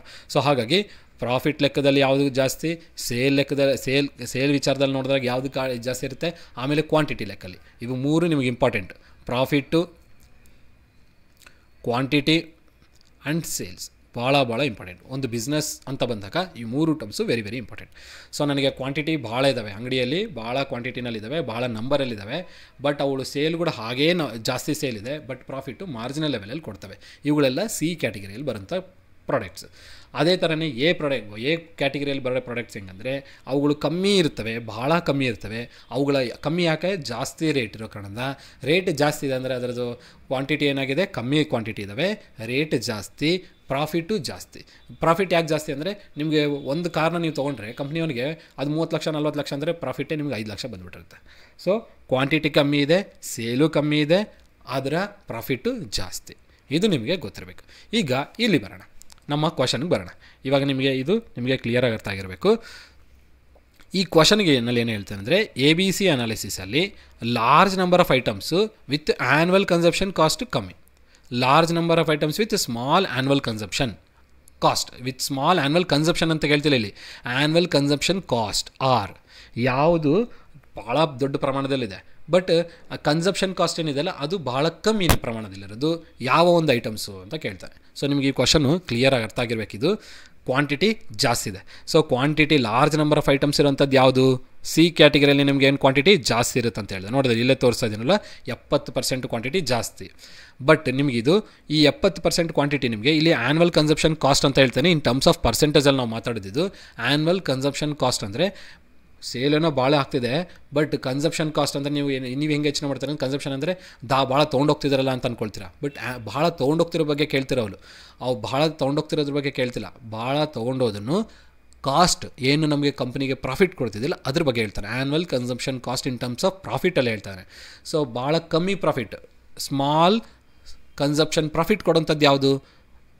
ಸಿ ಅಲ್ವಾ. ಯಾಕಂದರೆ ಇಲ್ಲಿ ನಮಗೆ ಪ್ರಾಫಿಟ್ ಯಾವ್ದು ಜಾಸ್ತಿ ಇರೋದು? ಇದು 70% ಪ್ರಾಫಿಟ್. ಇದು ಎಷ್ಟಿದೆ? ಇದು 20% ಪ್ರಾಫಿಟ್ಟು. ಇದೆಷ್ಟಿದೆ? 10% ಪ್ರಾಫಿಟ್. ಕ್ವಾಂಟಿಟಿ ಯಾವುದು? ಇದು 70 ಕ್ವಾಂಟಿಟಿ. ಇದು ಎಷ್ಟು? 20. ಏದೆಷ್ಟಿದೆ? ಕಮ್ಮಿ ಕ್ವಾಂಟಿಟಿ, 10 ಕ್ವಾಂಟಿಟಿ. ಇದು 20 ಕ್ವಾಂಟಿಟಿ. ಇದು 70 ಕ್ವಾಂಟಿಟಿ. ಪ್ರಾಫಿಟ್ ಯಾವುದು ಕೊಡ್ತಿದೆ ನಿಮ್ಗೆ ಜಾಸ್ತಿ? ಕನ್ಸಪ್ಷನ್ ಕಮ್ಮಿ ಆಗ್ತಿರೋದು ಯಾವುದು? ಕ್ಯೂ. ಅಂದರೆ ಯಾವುದು? ಏನಲ್ಲಿ ಕನ್ಸಪ್ಷನ್ ಕಮ್ಮಿ ಆಗ್ತಿದೆ, ಪ್ರಾಫಿಟ್ ಜಾಸ್ತಿ ಬರ್ತಿದೆ. ಕನ್ಸಪ್ಷನ್ ಕಮ್ಮಿ ಆಗ್ತಿದೆ, ಪ್ರಾಫಿಟ್ ಆ್ಯನ್ವಲ್ ಕನ್ಸಪ್ಷನ್ ಕಾಸ್ಟ್ ಜಾಸ್ತಿ ಇರೋದು ಯಾವುದು? ಇಲ್ಲಿ ನಾನು ಪ್ರಾಫಿಟ್ ಅನ್ನೋದ್ರ ಬದಲು ಆ್ಯನ್ವಲ್ ಕನ್ಸಪ್ಷನ್ ಕಾಸ್ಟ್ ಅಂತ ಕರೆಯೋಣ. ಸೊ ಆ್ಯನ್ವಲ್ ಕನ್ಸಪ್ಷನ್ ಕಾಸ್ಟ್ ಯಾವುದು ಜಾಸ್ತಿ ಆಗ್ತಿರೋದು? ಕ್ವಾಂಟಿಟಿ ಜಾಸ್ತಿ ಇರೋದು ಯಾವುದು? ಸಿ. ಆ್ಯನ್ವಲ್ ಕನ್ಸಪ್ಷನ್ ಕಾಸ್ಟ್ ಭಾಳ ಕಮ್ಮಿ ಆಗ್ತಿರೋದು ಯಾವುದು? ಸಿ. ಆ್ಯನ್ವಲ್ ಕನ್ಸಪ್ಷನ್ ಕಾಸ್ಟ್ ಅಂದರೆ ಪ್ರಾಫಿಟ್ ಅಂತ ಇಟ್ಕೊಳ್ಳಿ. ಆ್ಯನ್ವಲ್ ಕನ್ಸಪ್ಷನ್ ಕಾಸ್ಟ್ ಜಾಸ್ತಿ ಆಗ್ತಿರೋದು ಯಾವುದು? ಆ್ಯನ್ವಲ್ ಕನ್ಸಪ್ಷನ್ ಕಾಸ್ಟ್ ಭಾಳ ಕಮ್ಮಿ ಆಗ್ತಿರೋದು ಯಾವುದು? ಸಿ. ಹೈಯೆಸ್ಟ್ ಕ್ವಾಂಟಿಟಿನಲ್ಲಿ ಏನು ಲಾರ್ಜ್ ಐಟಮ್ಸು, ಭಾಳಷ್ಟು ಲಾರ್ಜೆಸ್ಟ್ ಐಟಮ್ಸ್ ಇರೋದು ಯಾವುದು? ಅತಿ ಕಮ್ಮಿ ಕ್ವಾಂಟಿಟಿನಲ್ಲಿರುವಂಥ ಪ್ರಾಡಕ್ಟ್ಸ್ ಯಾವುದು? ಅತಿ ಜಾಸ್ತಿ ಕ್ವಾಂಟಿಟಿನಲ್ಲಿರುವಂಥ ಪ್ರಾಡಕ್ಟ್ಸ್ ಯಾವುದು? ಸಿ. ಸೊ ಕನ್ಫ್ಯೂಷನ್ ಮಾಡ್ಕೊಳ್ಳೋದು ಬೇಡ. ಇಲ್ಲಿ ಇನ್ನೊಂದು ಟ್ಯಾಬ್ಲರ್ ಕಾಲಮ್ ಹಾಕ್ಕೊಂಡಿದ್ದೀನಿ ನೋಡಿ. Number of items annual consumption cost. Okay, ಇದು ನಿಮಗೆ ಆ್ಯನ್ವಲ್ ಕನ್ಸಪ್ಷನ್ ಕಾಸ್ಟ್ ಅಂದರೆ ಪ್ರಾಫಿಟ್ ಅಂತ ಇಟ್ಕೊಳ್ಳಿ. ಪ್ರಾಫಿಟ್. ನಂಬರ್ ಆಫ್ ಐಟಮ್ಸ್ ಅಂದರೆ ಕ್ವಾಂಟಿಟಿ ಅಂತ ಇಟ್ಕೊಳ್ಳಿ. ಸೊ ಭಾಳ ಇಲ್ಲಿ 10 ಕ್ವಾಂಟಿಟಿ ಇರುತ್ತೆ, ಇಲ್ಲೆಷ್ಟಿರುತ್ತೆ? 20 ಇರುತ್ತೆ. ಇಲ್ಲಿ 30 ಪ್ರಾಡಕ್ಟ್ಸ್ ಇದೆ, ಇಲ್ಲಿ 70 ಪ್ರಾಡಕ್ಟ್ಸ್ ಇದ್ದಾವೆ. ಓಕೆ, 70 ಪ್ರಾಡಕ್ಟ್ ಇದ್ದಾವೆ, ಇಲ್ಲಿ 20 ಪ್ರಾಡಕ್ಟ್ ಇದ್ದಾವೆ, ಇಲ್ಲಿ 10 ಪ್ರಾಡಕ್ಟ್. ಸೊ ಹೈಯೆಸ್ಟ್ ಕ್ವಾಂಟಿಟಿನಲ್ಲಿರೋದು ಯಾವುದು? ಸಿ. ಲೂಯೆಸ್ಟ್ ಕ್ವಾಂಟಿಟಿನಲ್ಲಿರೋದು ಯಾವುದು? ಲೀಸ್ಟ್ ಕ್ವಾಂಟಿಟಿನಲ್ಲಿದೆ ಅಂದರೆ ಇದರದ್ದು ಸೇಲ್ ಏನಾಗುತ್ತೆ? ಸೇಲ್ಸ್ ಕಮ್ಮಿ ಇರುತ್ತೆ. ಬಟ್ ಪ್ರಾಫಿಟ್ ಏನಾಗಿರುತ್ತೆ? ಪ್ರಾಫಿಟ್ಟು ಆ್ಯನ್ವಲ್ ಕನ್ಸಪ್ಷನ್ ಕಾಸ್ಟು ಜಾಸ್ತಿ ಇರುತ್ತೆ. ಕ್ವಾಂಟಿಟಿ ಜಾಸ್ತಿ ಇದೆ, ಸೇಲ್ಸು ಇಲ್ಲಿ ಜಾಸ್ತಿ ಇದೆ, ಬಟ್ ಪ್ರಾಫಿಟ್ ಪ್ರಕಾರ ಅಂದರೆ ಆ್ಯನ್ವಲ್ ಕನ್ಸಪ್ಷನ್ ಕಾಸ್ಟ್ ನೋಡಿದ್ರೆ ಕಮ್ಮಿ. ಇಷ್ಟೇ ನೋಡಿರಿ. ಕ್ವಾಂಟಿಟಿ ಜಾಸ್ತಿ ಇದೆ, ಸೇಲ್ಸು ಜಾಸ್ತಿ ಇದೆ, ಬಟ್ ಆ್ಯನ್ವಲ್ ಕನ್ಸಪ್ಷನ್ ಕಾಸ್ಟ್ ಅಂದರೆ ಪ್ರಾಫಿಟ್ ಕಮ್ಮಿ ಇರೋದು, ಮಾರ್ಜಿನಲ್ ಲೆವೆಲ್ ಇರೋದು ಯಾವುದು? ಸಿ. ಕ್ವಾಂಟಿಟಿ ಕಮ್ಮಿ ಇದೆ, ಸೇಲ್ಸು ಕಮ್ಮಿ ಇದೆ, ಪ್ರಾಫಿಟ್ಟು ಜಾಸ್ತಿ ಇದೆ. ಇಷ್ಟೇ ನಿಮಗೆ ಬೇಕಾಯಿತು. ಇದೇನಿದು? ಮಾಡರೇಟ್. ಸೊ ನಾನು ಹೇಳಿದ್ನಲ್ಲ ನಿಮಗೆ ಕ್ವಾಂಟಿಟಿ ವೈಸಲ್ಲಿ ನೋಡಿಕೊಂಡ್ರೆ ಕ್ವಾಂಟಿಟಿಯಲ್ಲಿ ಸಿನಲ್ಲಿ ಜಾಸ್ತಿ ಇರುತ್ತೆ ಕಂಪೇರ್ ಟು ಬಿನಿಗಿಂತ ಎನಲ್ಲಿ ಭಾಳ ಕಮ್ಮಿ ಇರುತ್ತೆ. ಇದು ಕ್ವಾಂಟಿಟಿನಲ್ಲಿ. ಇನ್ನು ಸೇಲ್ಸಲ್ಲಿ ನೋಡಿಕೊಂಡ್ರೆ ಸಿನಲ್ಲಿ ಸೇಲ್ ಜಾಸ್ತಿ ಆಗುತ್ತೆ ಕಂಪೇರ್ ಟು ಬಿಗಿಂತ ಇದು ಕಂಪೇರ್ ಟು ಕಂಪೇರ್ ಮಾಡಿದಾಗ ಸಿನಲ್ಲಿ ಜಾಸ್ತಿ, ಬಿನಲ್ಲಿ ಜಾಸ್ತಿ ಇರುತ್ತೆ. ಇದೇನು? ಸೇಲ್ಸ್. ಇದು ಕ್ವಾಂಟಿಟಿ. ಇನ್ನೊಂದು ಯಾವ್ದು ಹೇಳಿದೆ ನಾನು? ಪ್ರಾಫಿಟ್ ಅಂತ ಆ್ಯನ್ವಲ್ ಕನ್ಸಪ್ಷನ್ ಕಾಸ್ಟ್ ಅಥವಾ ಪ್ರಾಫಿಟ್. ಸೊ ಪ್ರಾಫಿಟಲ್ಲಿ ನೋಡಿಕೊಂಡ್ರೆ ಏನಲ್ಲಿ ಪ್ರಾಫಿಟ್ ಜಾಸ್ತಿ ಇರುತ್ತೆ ಕಂಪೇರ್ ಟು ಸಿ. ಇಷ್ಟೇ ನೋಡಿ, ಈ 3 ಟರ್ಮ್ಸ್ ನೆನ್ಪಿಟ್ಕೊಳ್ಳಿ. ಸೊ ಈಗ ನನಗೆ ಪ್ರಶ್ನೆಯಲ್ಲಿ ಉತ್ತರ ಹೇಳ್ಬೇಡಿ. ಪ್ರಶ್ನೆಗೆ ಉತ್ತರ ಏನಿರುತ್ತೆ? ಲಾರ್ಜರ್ ನಂಬರ್ ಆಫ್ ಐಟಮ್ಸ್ ಇದ್ದಾವೆ ಅಂದರೆ ಕ್ವಾಂಟಿಟಿ ಜಾಸ್ತಿ ಇದೆ, ಆ್ಯನ್ವಲ್ ಕನ್ಸಪ್ಷನ್ ಕಾಸ್ಟ್ ಅಂದರೆ ಪ್ರಾಫಿಟ್ಟು ಕಮ್ಮಿ ಇದೆ. ಸೊ ಈ ಒಂದು ಫೀಚರ್ಸ್ನ ನಾವು ನೋಡೋದು ಯಾವುದರಲ್ಲಿ? ಇವೆರಡು ಫೀಚರ್ಸ್ನ ನೋಡೋದು ನೋಡಿ. ಕ್ವಾಂಟಿಟಿ ಜಾಸ್ತಿ ಇದೆ, ಬಟ್ ಆ್ಯನ್ವಲ್ ಕನ್ಸಪ್ಷನ್ ಕಾಸ್ಟು ಕಮ್ಮಿ ಇದೆ. ಸೊ ಸಿನಲ್ಲಿ ನೋಡ್ತೀವಿ. ಹಾಗಾಗಿ ಇದಕ್ಕೆ ಉತ್ತರ ಏನಾಗಬೇಕು? ನಿಮಗೆ ಸಿ ಉತ್ತರ ಆಗಬೇಕು. ಸಿ ಐಟಮ್ಸ್ ಇದಾಗುತ್ತೆ. So larger number of quantities ಇರುತ್ತೆ, ಲಾರ್ಜರ್ ನಂಬರ್ ಆಫ್ ಐಟಮ್ ಏನೋ ಇರುತ್ತೆ, ಅದೇ ರೀತಿಯಲ್ಲಿ ಸೇಲ್ ಕೂಡ ಜಾಸ್ತಿನೇ ಆಗುತ್ತೆ, ಬಟ್ ಮಾರ್ಜಿನಲ್ ಲೆವೆಲ್ ಪ್ರಾಫಿಟ್ ಕೊಡೋದು ನಮಗೆ ಸಿ ಕ್ಯಾಟಗರಿಯಲ್ಲಿರುವಂಥ ಐಟಮ್ಸ್. ಇಲ್ಲಿ ಇನ್ನೊಂದು ಪ್ರಶ್ನೆ ನಿಮಗೆ ಕೇಳ್ಬೋದು, ಯಾವುದಕ್ಕೆ ಸ್ಟ್ರಿಕ್ಟ್ ಟೈಟನಿಂಗ್ ಮೆಥಡ್ ಬೇಕು ಅಂತಂದಾಗ, ಅಂದರೆ ಯಾವುದಕ್ಕೆ ಸ್ಟ್ರಿಕ್ಟ್ ಕಂಟ್ರೋಲ್ ಮಾಡಬೇಕಾಗುತ್ತೆ ಅಂದಾಗ ನಮಗೆ ಸ್ಟ್ರಿಕ್ಟಾಗಿ ಅಥವಾ ಟೈಟ್ ಕಂಟ್ರೋಲ್ ಮಾಡೋದು ಏನಲ್ಲಿ? ಇದನ್ನು ನೆನ್ಪಿಟ್ಕೊಳ್ಳಿ. ಇದರಲ್ಲಿ ಮಾಡ್ರೇಟ್ ಮಾಡ್ತೀವಿ, ಇಲ್ಲಿ ಲೀಸ್ಟ್ ಮಾಡ್ತೀವಿ.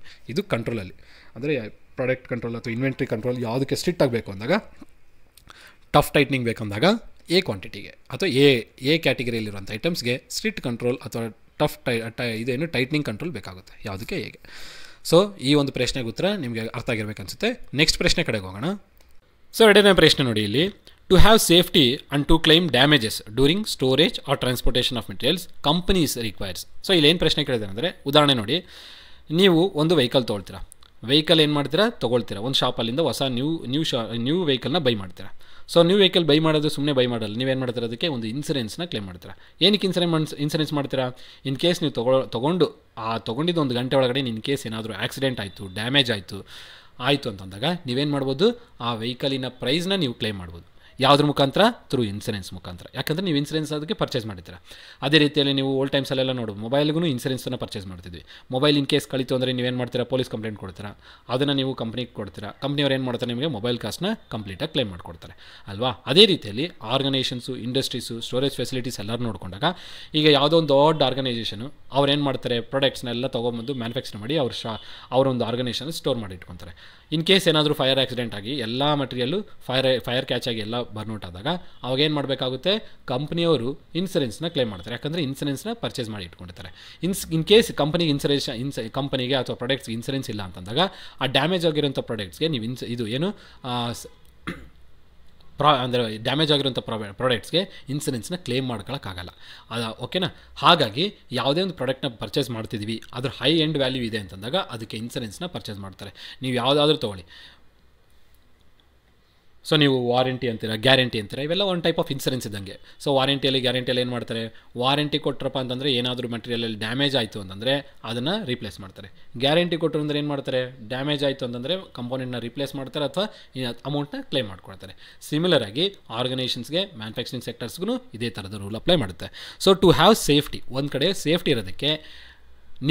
ಸೇಫ್ಟಿ ಇರೋದಕ್ಕೆ ಅಂದರೆ ಒಂದು ಕಾಂಪೊನೆಂಟಿನ ಸೇಫ್ಟಿ, ಒಂದು ಆರ್ಗನೈಸೇಷನ್ನ ಸೇಫ್ಟಿ ಕಡೆಗೆ ನೋಡಿಕೊಂಡಾಗ ಯಾವುದಾದ್ರೂ ಒಂದು ಡ್ಯಾಮೇಜ್ ಆಯಿತು ಸ್ಟೋರೇಜ್ ಫೆಸಿಲಿಟಿಗೆ ಅಥವಾ ನಮ್ಮ ಮೆಟೀರಿಯಲ್ನ ಟ್ರಾನ್ಸ್ಪೋರ್ಟ್ ಮಾಡುವಾಗ ಅದರ ಡ್ಯಾಮೇಜ್ ಆಯಿತು ಅಂದರೆ ಕಂಪನಿಗೆ ಮೇಯ್ನಾಗಿ ಏನು ಬೇಕಾಗುತ್ತೆ, ಇನ್ಸೂರೆನ್ಸ್ನ ಪರ್ಚೇಸ್ ಮಾಡಿರಬೇಕಾಗುತ್ತೆ. ಇನ್ಸೂರೆನ್ಸ್ನ ಪರ್ಚೇಸ್ ಮಾಡಿದರೆ ಮಾತ್ರ ಆ ಡ್ಯಾಮೇಜಸ್ನ, ಆ ಒಂದು ಸ್ಟೋರೇಜ್ ಫೆಸಿಲಿಟಿಗೆ ಅಥವಾ ಮೆಟೀರಿಯಲ್ ಟ್ರಾನ್ಸ್ಪೋರ್ಟೇಷನ್ ಮಾಡುವಾಗ ಅದು ಡ್ಯಾಮೇಜ್ ಆದಾಗ ಅಥವಾ ಏನಾದರೂ ಆಗಲಿ ಅದರ ಒಂದು ಡ್ಯಾಮೇಜ್ಗೆ ಕ್ಲೇಮ್ ಮಾಡಬೇಕಂದ್ರೆ ನೀವೇನು ಮಾಡಿರಬೇಕಾಗುತ್ತೆ, ಇನ್ಸೂರೆನ್ಸ್ ಮಾಡಿರಬೇಕಾಗುತ್ತೆ. ಇನ್ವೆಂಟ್ರಿ ನಾನು ನಿಮ್ಗೆ ಈಗಾಗಲೇ ಹೇಳಿದ್ದೀನಿ. ಏನು ಇನ್ವೆಂಟ್ರಿ ಅಂದರೆ ಒಂದು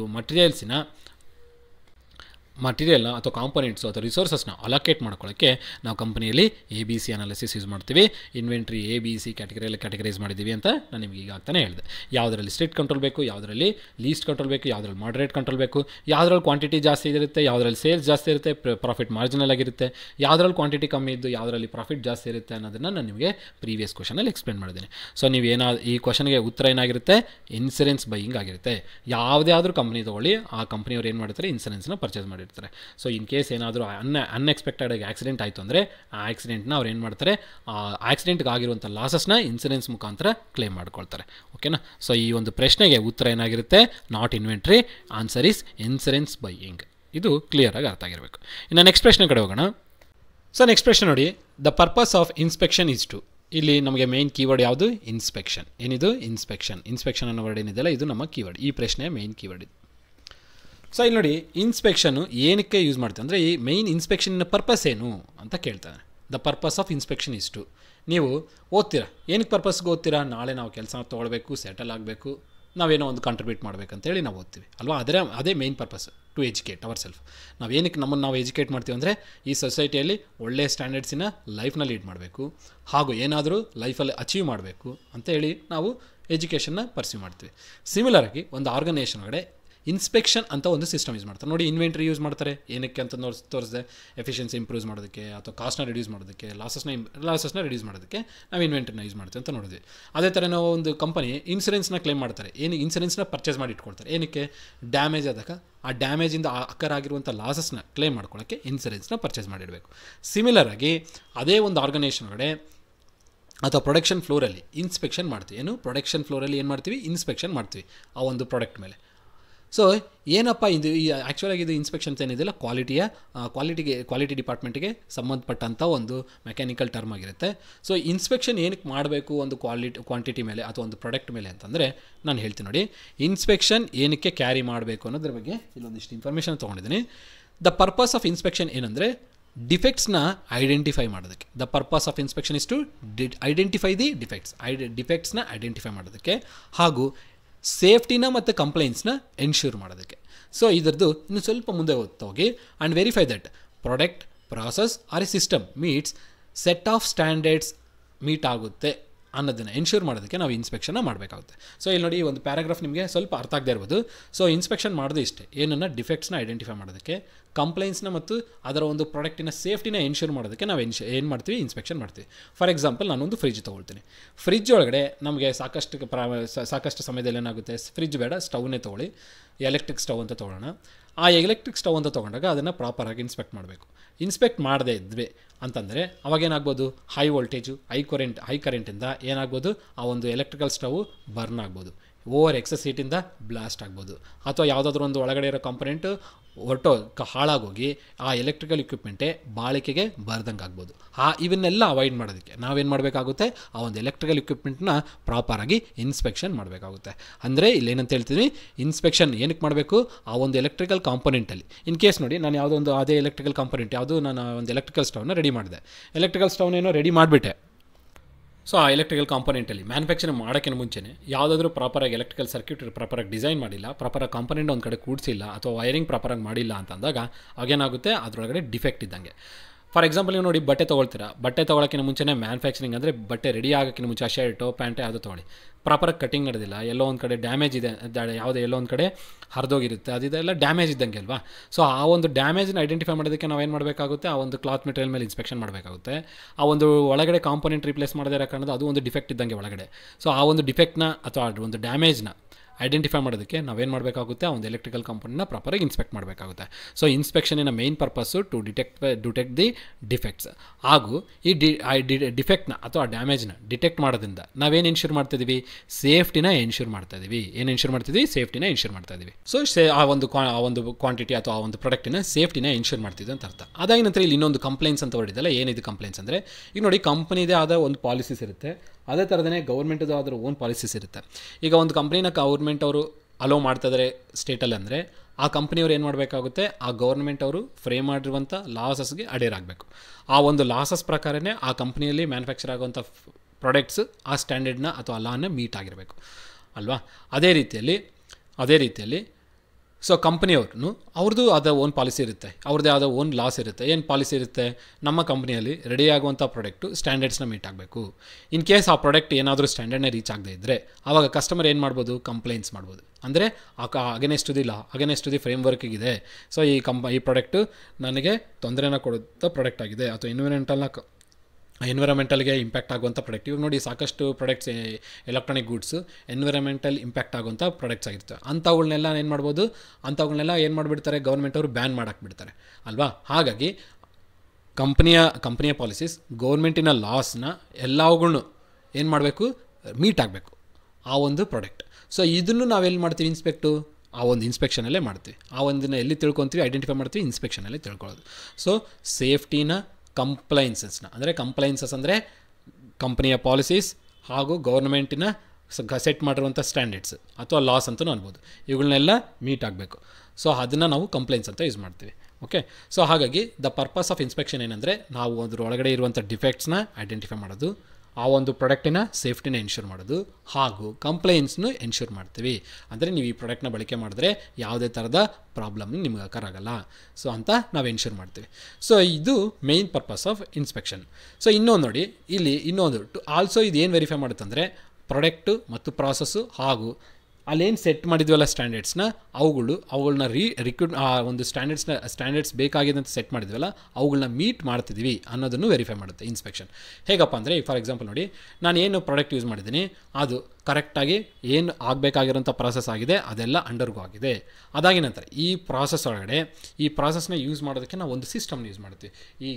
ಈ ಒಂದು ಪ್ರಾಸೆಸ್ ಇದೇ ಹಂತದಲ್ಲಿ ಹೋಗಿರಬೇಕು, ಇದಾಗಿದ ನಂತರ ಇದೇ ಸ್ಟೆಪ್ ತೊಗೊಳ್ಬೇಕು, ಈ ಸ್ಟೆಪ್ ಆದಮೇಲೆ ಈ ಸ್ಟೆಪ್ಪಲ್ಲೇ ಹೋಗಬೇಕು. ಇದೆಲ್ಲ ಏನು ಒಂದು ಸಿಸ್ಟಮ್. ಈ ಒಂದು ಸಿಸ್ಟಮ್ನು ಮೀಟ್ ಆಗಿದೆ ಅನ್ನೋದನ್ನು ನಾವು ಈ ಒಂದು ಇನ್ಸ್ಪೆಕ್ಷನಿಂದ ಎನ್ಶೂರ್ ಮಾಡ್ತೀವಿ. ಅದೇ ರೀತಿಯಲ್ಲಿ ಆ ಒಂದು ಕಾಂಪೊನೆಂಟು ಒಂದು ಸೆಟ್ ಆಫ್ ಸ್ಟ್ಯಾಂಡರ್ಡ್ಸ್ನ ಬೇಕಾಗಿರುವಂಥ ಒಂದು ಸೆಟ್ ಆಫ್ ಸ್ಟ್ಯಾಂಡರ್ಡ್ಸ್ನ ಮೀಟ್ ಆಗಿದೆ ಅನ್ನೋದನ್ನು ನಾವು ಇಂದು ಇನ್ಸ್ಪೆಕ್ಷನಲ್ಲಿ ಎನ್ಶೂರ್ ಮಾಡ್ತೀವಿ. ಇಷ್ಟ ನೋಡಿ, ಇನ್ಸ್ಪೆಕ್ಷನ್ ಮಾಡೋದ್ರಿಂದ ಡಿಫೆಕ್ಟ್ಸ್ನ ಐಡೆಂಟಿಫೈ ಮಾಡ್ತೀವಿ, ಸೇಫ್ಟಿನ ಎನ್ಶೂರ್ ಮಾಡ್ತೀವಿ, ಕಂಪ್ಲೇಂಟ್ಸ್ನು ಎನ್ಶೂರ್ ಮಾಡ್ತೀವಿ. ಅದಾಗಿ ನಂತರ ಆ ಒಂದು ಪ್ರಾಡಕ್ಟ್ ಮ್ಯಾನುಫ್ಯಾಕ್ಚರ್ ಆಗೋದಕ್ಕೆ ಏನು ಪ್ರಾಸೆಸ್ನ ತೊಗೊಂಡಿದ್ವಿ ಆ ಒಂದು ಎಲ್ಲ ಪ್ರಾಸೆಸ್ಸು ಕರೆಕ್ಟಾಗಿ ಆಗಿದ್ದಾವೆ, ಸ್ಟೆಪ್ ಬೈ ಸ್ಟೆಪ್ ಕರೆಕ್ಟಾಗಿ ಎಲ್ಲ ಪ್ರಾಸೆಸ್ಸಲ್ಲಿ ಹೋಗಿದ್ದಾವೆ ಅನ್ನೋದನ್ನು ವೆರಿಫೈ ಮಾಡ್ತೀವಿ. ಅದೇ ರೀತಿಯಲ್ಲಿ ಆ ಒಂದು ಪ್ರಾಸೆಸ್ಗೆ ಯೂಸ್ ಮಾಡಿರುವಂಥ ಸಿಸ್ಟಮಲ್ಲಿ ಏನು ಸ್ಟ್ಯಾಂಡರ್ಡ್ಸ್ ಇದ್ದಾವೆ ಆ ಸ್ಟ್ಯಾಂಡರ್ಡ್ಸು ಮೀಟ್ ಆಗಿದೆ ಅನ್ನೋದನ್ನು ಎನ್ಶೂರ್ ಮಾಡ್ತೀವಿ. ಇದು ನಮ್ಮ ಒಂದು ಇನ್ಸ್ಪೆಕ್ಷನಿನ ಒಂದು ಪರ್ಪಸ್. ಸೊ ಇಲ್ಲಿ ನೋಡಿ, ಇದೆಲ್ಲ ಮಾಡೋದ್ರಿಂದ ನಮಗೇನೇನು ಇದಾಗುತ್ತೆ, ಇದೆಲ್ಲ ಮಾಡೋದ್ರಿಂದ ಏನನ್ನು ನಾವು ಅವಾಯ್ಡ್ ಮಾಡ್ಬೋದು? ಡಿಫೆಕ್ಟಿವ್ ಐಟಮ್ಸು ಆ ಒಂದು ಪ್ರಾಸೆಸ್ಸಿಂದ ಅಥವಾ ಆ ಸೆಟ್ ಆಫ್ ಸ್ಟ್ಯಾಂಡರ್ಡ್ಸ್ ಏನು ಮೀಟ್ ಮಾಡಬೇಕು ಅಂತಿದ್ದೀವಲ್ಲ ಆ ಒಂದು ರಿಕ್ವೈರ್ಮೆಂಟಿಂದ ಎಸ್ಕೇಪ್ ಆಗೋದನ್ನು, ಅಂದರೆ ಹೊರಗಡೆ ಬರೋದನ್ನು ನಾವು ತಡಿತೀವಿ. ಫಾರ್ ಎಕ್ಸಾಂಪಲ್ ನೋಡಿ, ಕಂಪನಿ ಒಳಗಡೆ ಇದ್ದಾಗಲೇ ನಾವು ಇದನ್ನೆಲ್ಲ ಮಾಡಬೇಕು. ಕಸ್ಟಮರ್ಗೆ ರೀಚ್ ಆಯ್ತು ಅಂದರೆ ಏನಾದಂಗಲ್ಲಿ ಕಂಪ್ಲೇಂಟ್ಸ್ ಅವ್ರು ಮಾಡ್ಬೋದು. ಪ್ರಾಡಕ್ಟ್ ಏನಾರ ಡ್ಯಾಮೇಜ್ ಆಯಿತು, ಪ್ರಾಡಕ್ಟಿಂದ ಏನಾರ ಎಫೆಕ್ಟ್ ಆಯಿತು ಅವ್ರ ಮೇಲೆ ಅಂತಂದಾಗ ನಾವು ಅವ್ರು ಕಂಪ್ಲೇಂಟ್ಸ್ ಮಾಡಿಬಿಡ್ತಾರೆ ಅಲ್ವಾ. ಇದೆಲ್ಲ ಆಗದಂಗೆ ನಾವು ಪ್ರಿವೆಂಟ್ ಮಾಡ್ತಿದ್ವಿ. ಸೊ ಡಿಫೆಕ್ಟಿವ್ ಐಟಮ್ಸು ಮೇಯ್ನಾಗಿ ಕಸ್ಟಮರ್ ಎಂಡಿಗೆ ರೀಚ್ ಆಗೋಕ್ಕಿಂತ ಮುಂಚೆನೇ ನಾವು ಏನು ಮಾಡ್ಬೋದು, ಆಗುವಂಥ ಪರಿಣಾಮಗಳನ್ನ, ಆಗುವಂಥ ಇಂಪ್ಯಾಕ್ಟ್ಸ್ನ ತಡಿಬೋದು. So inspection prevents the defective items from moving forward in process. So ನಮಗೆ ಏನು ಹಂತಗಳಂತೀವಲ್ಲ, ಪ್ರಾಸೆಸ್ಗಳು ಇದಾದಮೇಲೆ ಇದು ಅಂತಂತೇಳಿ ಎಲ್ಲ ಹಂತಗಳು ರೀಚ್ ಆಗಿ ಕೊನೆಗೆ ಕಸ್ಟಮರ್ ಎಂಡಿಗೆ ರೀಚ್ ಆಗೋದಕ್ಕಿಂತ ಮುಂಚೆನೇ ಆ ಒಂದು ಡಿಫೆಕ್ಟನ್ನು ಐಡೆಂಟಿಫೈ ಮಾಡಿ ಇನ್ಸ್ಪೆಕ್ಷನ್ ಮುಖಾಂತರ ಪ್ರಿವೆಂಟ್ ಮಾಡ್ತೀವಿ ಕಸ್ಟಮರ್ಗೆ ತೊಂದರೆ ಆಗದಂತೆ. Okay, so inspection prevents the defective items from moving forward in process which reduces the ಕಾಸ್ಟ್ನ ರೆಡ್ಯೂಸ್ ಮಾಡುತ್ತೆ, ಕಸ್ಟಮರ್ ಸ್ಯಾಟಿಸ್ಫ್ಯಾಕ್ಷನ್ ಇಂಪ್ರೂವ್ ಮಾಡುತ್ತೆ, ಹಾಗೂ ಕ್ವಾಲಿಟಿನ ಮತ್ತು ರಿಲಯಬಿಲಿಟಿನ ಎನ್ಶೂರ್ ಮಾಡುತ್ತೆ. ಸೊ ಮೇಯ್ನ್ ಕೀವರ್ಡ್ಸ್ ಇವೆ ನೋಡಿ. ಸೊ ಡಿಫೆಕ್ಟಿವ್ ಐಟಮ್ಸು ಪ್ರಾಸೆಸ್ಸಿಂದ ಹೊರಗಡೆ ಹೋಗ್ಬಿಟ್ರೆ ನಮಗೆ ಸಾಕಷ್ಟು ತೊಂದರೆಗಳು ಕ್ರಿಯೇಟ್ ಮಾಡುತ್ತೆ. ಡಿಫೆಕ್ಟಿವ್ ಐಟಮ್ಸು ಪ್ರಾಸೆಸ್ ಒಳಗಡೆ ಕಸ್ಟಮರ್ ಎಂಡಿಗೆ ರೀಚ್ ಆಗೋಕ್ಕಿಂತ ಮುಂಚೆನೇ ಏನು ಪ್ರಾಸೆಸ್ ನಡೆಯುತ್ತಲ್ಲ ಆ ಪ್ರಾಸೆಸ್ ಒಳಗಡೆ ಆ ಡಿಫೆಕ್ಟ್ನ ಐಡೆಂಟಿಫೈ ಮಾಡಿಬಿಟ್ಟಿದ್ದೀವಿ ಅಂದರೆ ಕಸ್ಟಮರ್ ಸ್ಯಾಟಿಸ್ಫ್ಯಾಕ್ಷನು ರೀಚ್ ಆಗುತ್ತೆ, ಕ್ವಾಲಿಟಿ ಹಾಗೂ ರಿಲಯಬಿಲಿಟಿನ ಎನ್ಶೂರ್ ಮಾಡ್ದಂಗೆ ಆಗುತ್ತೆ. ಹಾಗೂ ಏನು ನಮಗೆ ಆ ಪ್ರಾಡಕ್ಟಿಂದು ಇವಾಗ ನೋಡಿ, ಪ್ರಾಡಕ್ಟ್ ನನಗೆ ಮ್ಯಾನುಫ್ಯಾಕ್ಚರಿಂಗಿಗೆ ಒಂದು 20 ರೂಪಾಯಿ ಆಗುತ್ತೆ ಅಂತ ಇಟ್ಕೊಳ್ಳಿ, ಅದು ಕಸ್ಟಮರ್ ಎಂಡಿಗೆ ರೀಚ್ ಆದಾಗ 100 ರೂಪೀಸ್, ಪ್ರಾಫಿಟ್ ಇರೋದೆಷ್ಟು 80 ಅಲ್ವಾ. ಸೊ ಈ 80 ರೂಪೀಸು ಪ್ರಾಫಿಟ್ ನನಗೆ ಬರ್ದಂಗೆ ನನಗೆ ಬರಬೇಕು ಅಂತಂದರೆ ಕರೆಕ್ಟ್ ಪ್ರಾಸೆಸ್ ಎಲ್ಲ ನಡೆದು ಈ ಇನ್ಸ್ಪೆಕ್ಷನ್ ಎಲ್ಲ ಪ್ರಾಪರಾಗಿ ನಡೆದು ಯಾವುದೇ ಥರದ ಡಿಫೆಕ್ಟ್ ಇಲ್ಲ ಅಂತ ಎನ್ಶೂರ್ ಮಾಡೋದಾಗಲೇ ಕಸ್ಟಮರ್ ಎಂಡಿಗೆ ರೀಚ್ ಆದರೆ ನನಗೆ 80 ರೂಪೀಸ್ ಪ್ರಾಫಿಟ್ ಬರುತ್ತೆ. ಇನ್ ಕೇಸ್ ಡಿಫೆಕ್ಟಿವ್ ಪಾರ್ಟ್ನ ನಾನು ಏನಾರು ಕಸ್ಟಮರ್ ಎಂಡಿಗೆ ರೀಚ್ ಮಾಡಿದ್ರೆ ಕಸ್ಟಮರ್ ಏನು ಮಾಡ್ತಾನೆ, 100 ರೂಪೀಸಿಗೆ ಪರ್ಚೇಸ್ ಮಾಡ್ತಾನೆ, 80 ರೂಪೀಸ್ ಲಾಭ ಏನೋ ಬರ್ತಿದೆ ಅಂತ ನಾವು ಸೇಲ್ ಮಾಡಿಬಿಟ್ಟಿರ್ತೀವಿ. ಬಟ್ ಈ ಪ್ರಾಡಕ್ಟಲ್ಲಿ ಏನಿದೆ, ಡಿಫೆಕ್ಟ್ ಇದೆ. ಆ ಡಿಫೆಕ್ಟ್ ಇರೋ ಪ್ರಾಡಕ್ಟು ಕಸ್ಟಮರ್ಗೆ ಏನೋ ಒಂದು ತೊಂದರೆ ಕೊಟ್ಟು ಕಸ್ಟಮರ್ ಏನು ಮಾಡಿಬಿಡ್ತಾನೆ, ಸೇಫ್ಟಿ ಸ್ಟ್ಯಾಂಡರ್ಡ್ಸು ರೀಚ್ ಮಾಡಿಲ್ಲ ಅಂತೇಳಿ ಕಂಪ್ಲೇಂಟ್ಸ್ ಮಾಡಿದಾಗ ಆ ಕಂಪ್ಲೇಂಟ್ ಮಾಡಿದಾಗ ಆ ಒಂದು ಪ್ರಾಡಕ್ಟ್ ಮೇಲೆ ಇನ್ಶೂರೆನ್ಸ್ ಕೊಡ್ತೀವಿ, ಇನ್ಶೂರೆನ್ಸ್ನ ಕ್ಲೈಮ್ ಮಾಡ್ತಾರೆ.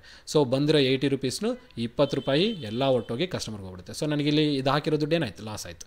ಸೊ ಆ ಒಂದು ಕಾಸ್ಟ್ನ ರಿಡ್ಯೂಸ್ ಮಾಡೋದಕ್ಕೂ, ಆ ಒಂದು ಲಾಸಸ್ನ ರಿಡ್ಯೂಸ್ ಮಾಡೋದಕ್ಕೂ, ಕಸ್ಟಮರ್ ಸ್ಯಾಟಿಸ್ಫ್ಯಾಕ್ಷನ್ ಇಂಪ್ರೂವ್ ಮಾಡೋದಕ್ಕೂ, ಹಾಗೂ ಆ ಒಂದು ಪ್ರಾಡಕ್ಟಿನ ಕ್ವಾಲಿಟಿನ ಇಂಪ್ರೂವ್ ಮಾಡೋದಕ್ಕೂ, ಹಾಗೂ ಆ ಪ್ರಾಡಕ್ಟು ಅದರ ಪ್ರಾಡಕ್ಟಿನ ಬಾಳಿಕೆ, ಡ್ಯೂರೇಬಿಲಿಟಿ, ರಿಲಯಬಿಲಿಟಿ, ಸೊ ಇದು ಬರೋದಕ್ಕೂ ಇವೆಲ್ಲ ಎನ್ಶೂರ್ ಮಾಡ್ತದೆ. ಯಾವುದ್ರ ಮುಖಾಂತರ? ಇನ್ಸ್ಪೆಕ್ಷನ್ ಮುಖಾಂತರ. ಸೊ ಇನ್ಸ್ಪೆಕ್ಷನ್ ಮಾಡೋದ್ರಿಂದ ನಮಗೆ ಇವೆಲ್ಲ ಬೆನಿಫಿಟ್ಸ್ ಇದೆ ನೋಡಿ. ಸೊ ಈಗ ಕ್ವಶನ್ ಕಡೆಗೆ ಬರೋಣ. ಇಷ್ಟು ಥಿಯರಿ ಹೇಳಿದಾಯ್ತು. ಪರ್ಪಸ್ ಆಫ್ ಇನ್ಸ್ಪೆಕ್ಷನ್ ಏನು ನೋಡಿ, ಏನು ರಿಡ್ಯೂಸ್ ಮಾಡೋದಕ್ಕೆ ಹಾಗೂ ರಿಜೆಕ್ಟ್ ಮಾಡೋದಕ್ಕೆ? Defective items. ಸೊ ಡಿಫೆಕ್ಟಿವ್ ಐಟಮ್ಸ್ನ ಭಾಳ ಆಗದಂತೆ ರಿಡ್ಯೂಸ್ ಮಾಡ್ತೀವಿ, ಹಾಗೂ ಆ ಡಿಫೆಕ್ಟಿವ್ ಐಟಮ್ಸ್ನ ಪ್ರಾಸೆಸ್ಸಿಂದ ಮುಂದಕ್ಕೆ ಹೋಗದಂತೆ, ಕಸ್ಟಮರ್ ಎಂಡಿಗೆ ರೀಚ್ ಆಗದಂತೆ ಅವುಗಳನ್ನ ರಿಜೆಕ್ಟ್ ಮಾಡ್ತೀವಿ. ಇದೇ ತಾನೇ ನಮ್ಮ ಮೈನ್ ಪರ್ಪಸ್ ಇನ್ಸ್ಪೆಕ್ಷನ್ದು.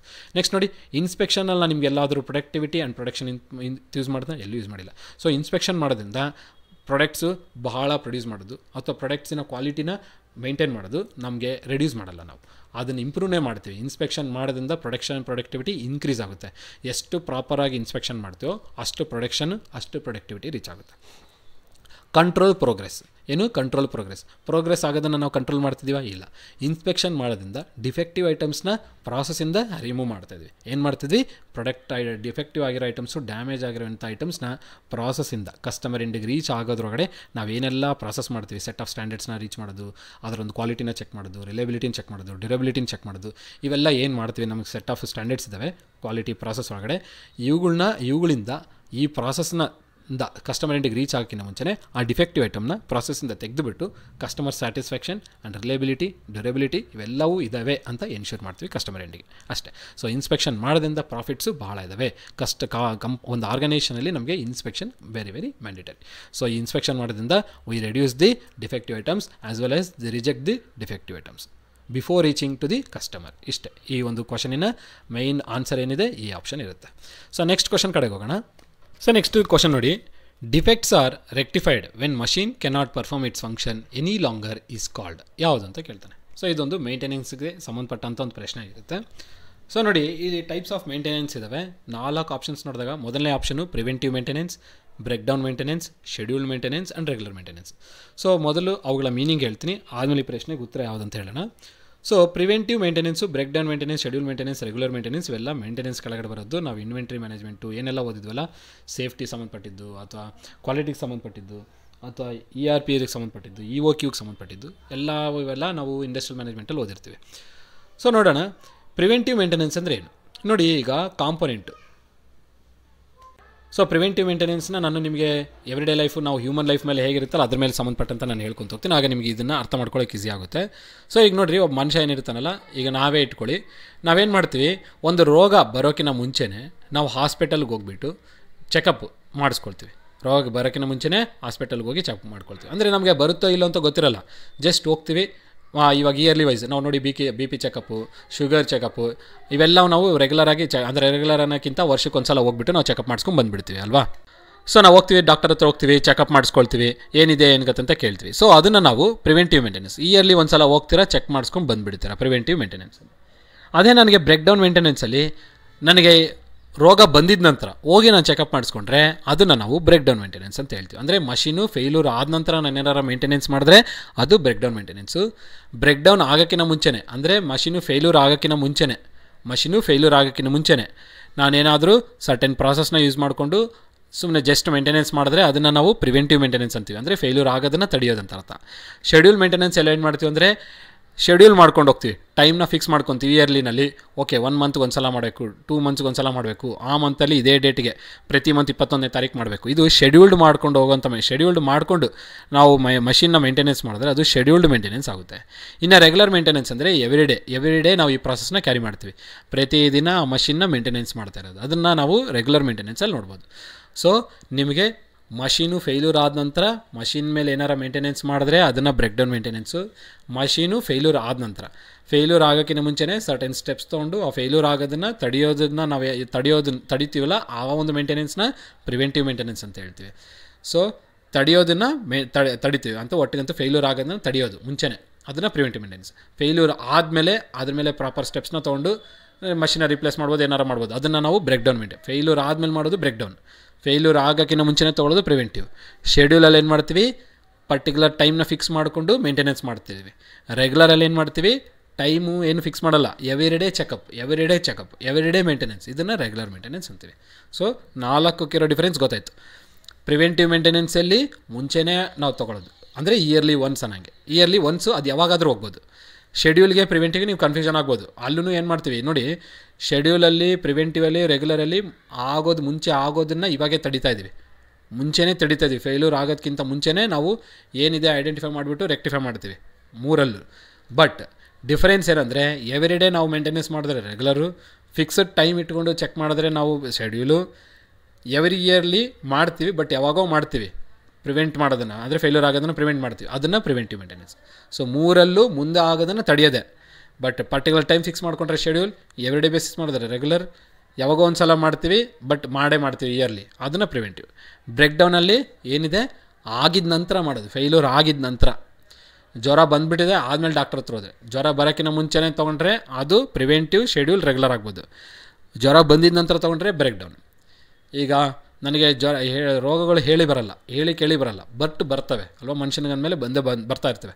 ಬಟ್ ಬರೋಕ್ಕಿಂತ ಮುಂಚೆ ತೊಗೊಂಡ್ರೆ ಅದು ಯಾವುದಾದ್ರೂ ಆಗ್ಬೋದು.